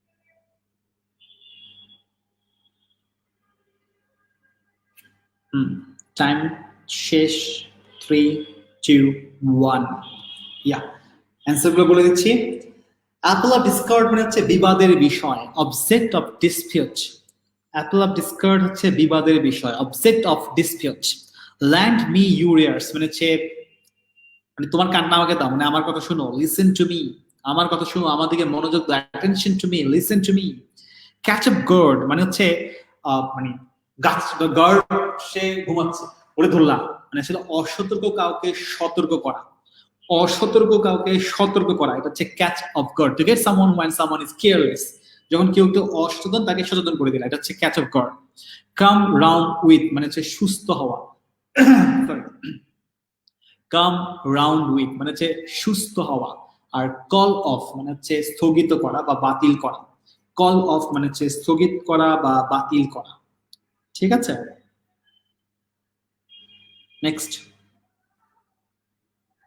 Ready go 1 আচ্ছা sorry আমি thank you যারা যারা চেষ্টা করেছো সবাইকে অনেক অনেক ধন্যবাদ এবার আমি একটা প্যারাগ্রাফ পড়ে দিব তারপর ক্লাস শেষ করে দিব ঠিক আছে কাম টু মাই পয়েন্ট আমি আজকে যে প্যারাগ্রাফটা পড়াবো রাইট আ প্যারাগ্রাফ অন এইচডিজিস এইচডিজি মানে হচ্ছে সাস্টেনেবল ডেভেলপমেন্ট গোলস এইচডিজি মানে হচ্ছে সাস্টেনেবল ডেভেলপমেন্ট গোলস আমি এই প্যারাগ্রাফটা তোমাদেরকে এখন পড়াবো and Bangladesh get ready the sustainable এবং এটা তোমাদের বাড়ির কাজ থাকবে হোমওয়ার্ক 5 or 6 আমার মনে নাই কোনটা মনে হয় 6 এটাও তোমাদের বাড়ির কাজ থাকবে সো তোমরা এটা এই সপ্তাহের মধ্যে সাবমিট করবা আগামী সলভ ক্লাসের আগ পর্যন্ত তোমরা সাবমিট করতে পারবা মনে থাকবে আগামী সলভ ক্লাসের আগ পর্যন্ত তোমরা সবাই সাবমিট করতে পারবা so I am gonna start the sustainable development goals যেটাকে আমরা বলি টেকসই উন্নয়ন লক্ষ্যমাত্রা টেকসই উন্নয়ন লক্ষ্যমাত্রা সমূহ আদারওয়াইজ অন্যভাবে known as the global goals এটাকে বৈশ্বিক লক্ষ্যমাত্রা বলা হয় আর অ্যাজ এ ইউনিভার্সাল কল এটা বৈশ্বিক মানে কল বা বৈশ্বিক প্রচেষ্টা to action to and property মানে বৈশ্বিক কর্ম প্রচেষ্টা শেষ করে দেওয়ার জন্য শূন্য করে দেওয়ার জন্য দারিদ্রতাকে প্রোটেক্ট দ্য প্ল্যানেট আমাদের এই পৃথিবীকে রক্ষা করার জন্য এবং এনশিওর নিশ্চিত করার জন্য all people enjoy peace and prosperity প্রত্যেকটা মানুষের জীবনে শান্তি এবং সমৃদ্ধি সো এইচডিজি সাপোর্ট এইচডিজি এস্টাবলিশ করা হয়েছে পুরো পৃথিবীর একটা গ্লোবাল গোল হিসেবে যেখানে পুরো পৃথিবী একসাথে চেষ্টা করবে দারিদ্রতাকে দূর করার জন্য পৃথিবীটাকে রক্ষা করার জন্য এবং পৃথিবীর প্রত্যেকটা মানুষের জন্য শান্তি এবং সমৃদ্ধি নিশ্চিত করার জন্য দিস 17 গোলস তোমরা জানো এইচডিজি 17টা গোল আছে এইচডিজি টাইম থাকলে আমি দেখাবো এইচডিজি গোলগুলো These 17 goals build on the successes of the Millennium Development Goals. মূলত SDG যে 17টা গোল এস্টাবলিশ করা হয়েছে সেগুলো এমডিজি ছিল এর আগে মিলেনিয়াম ডেভেলপমেন্ট গোল যেটা 2001 সালে এস্টাবলিশ করা হয়েছিল 15 সালের লক্ষ্যমাত্রা নিয়ে আর এসডিজি 16 সাল থেকে শুরু হয়েছে 30 সালের লক্ষ্যমাত্রা নিয়ে সো এমডিজি ছিল এমডিজির মানে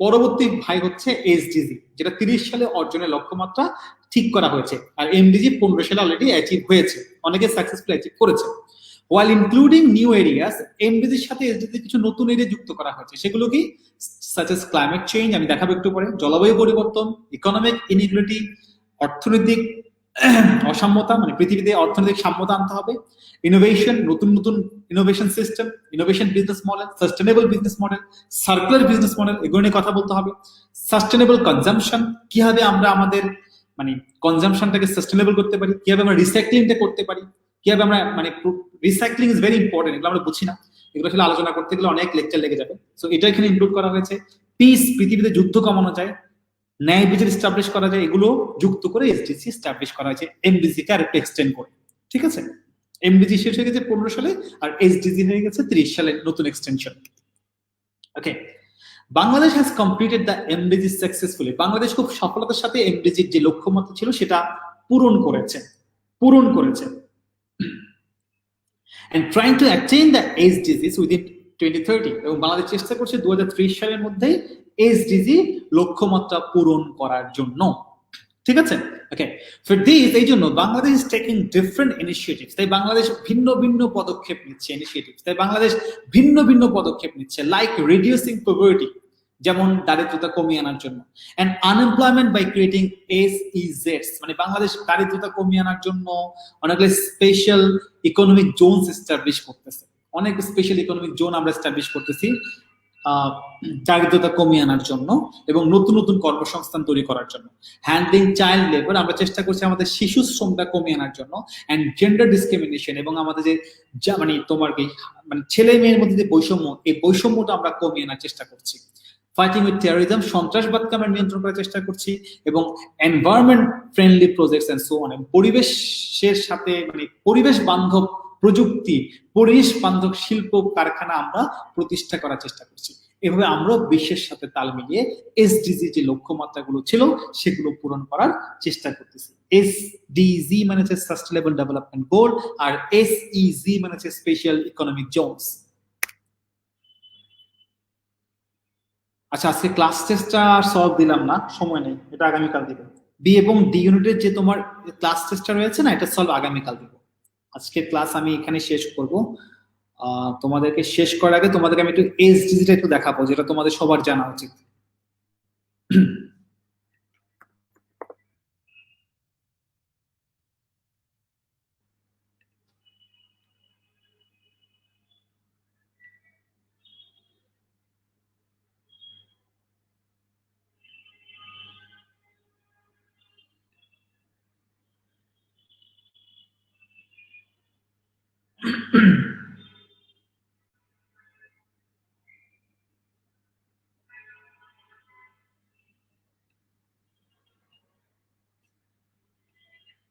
তোমার মানে স্ক্রিন দেখতে পাচ্ছ, এই যে এসডিজি,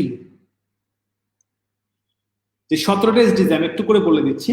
ফার্স্ট হচ্ছে নো পভার্টি, গোল 1। গোল 2 হচ্ছে জিরো হাঙ্গার, মানে কোনো পভার্টি থাকবে না, কোনো ক্ষুধা থাকবে না।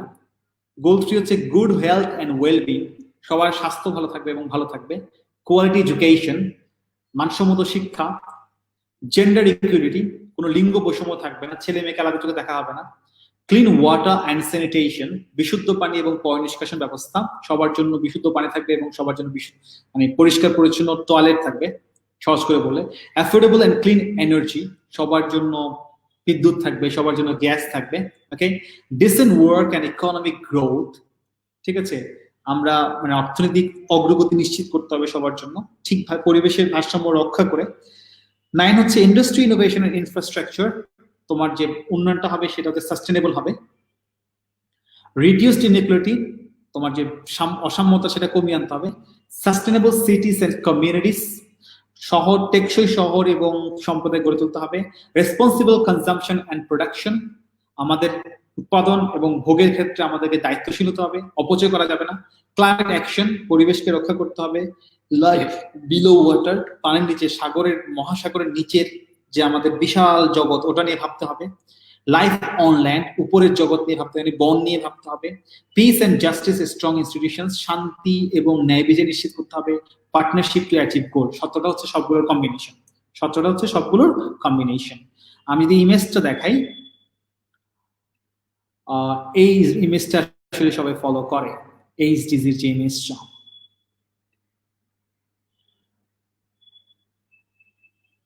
ওখানে যাচ্ছে লিঙ্কে।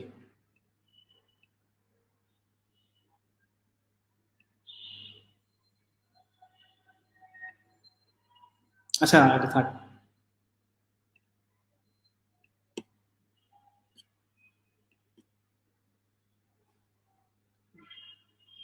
সো ক্লাস এখানে শেষ।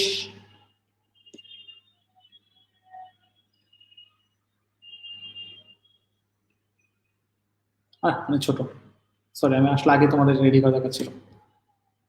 Whatever, this is HDC, very very important. Okay, so আজকের জন্য ক্লাস এখানেই শেষ।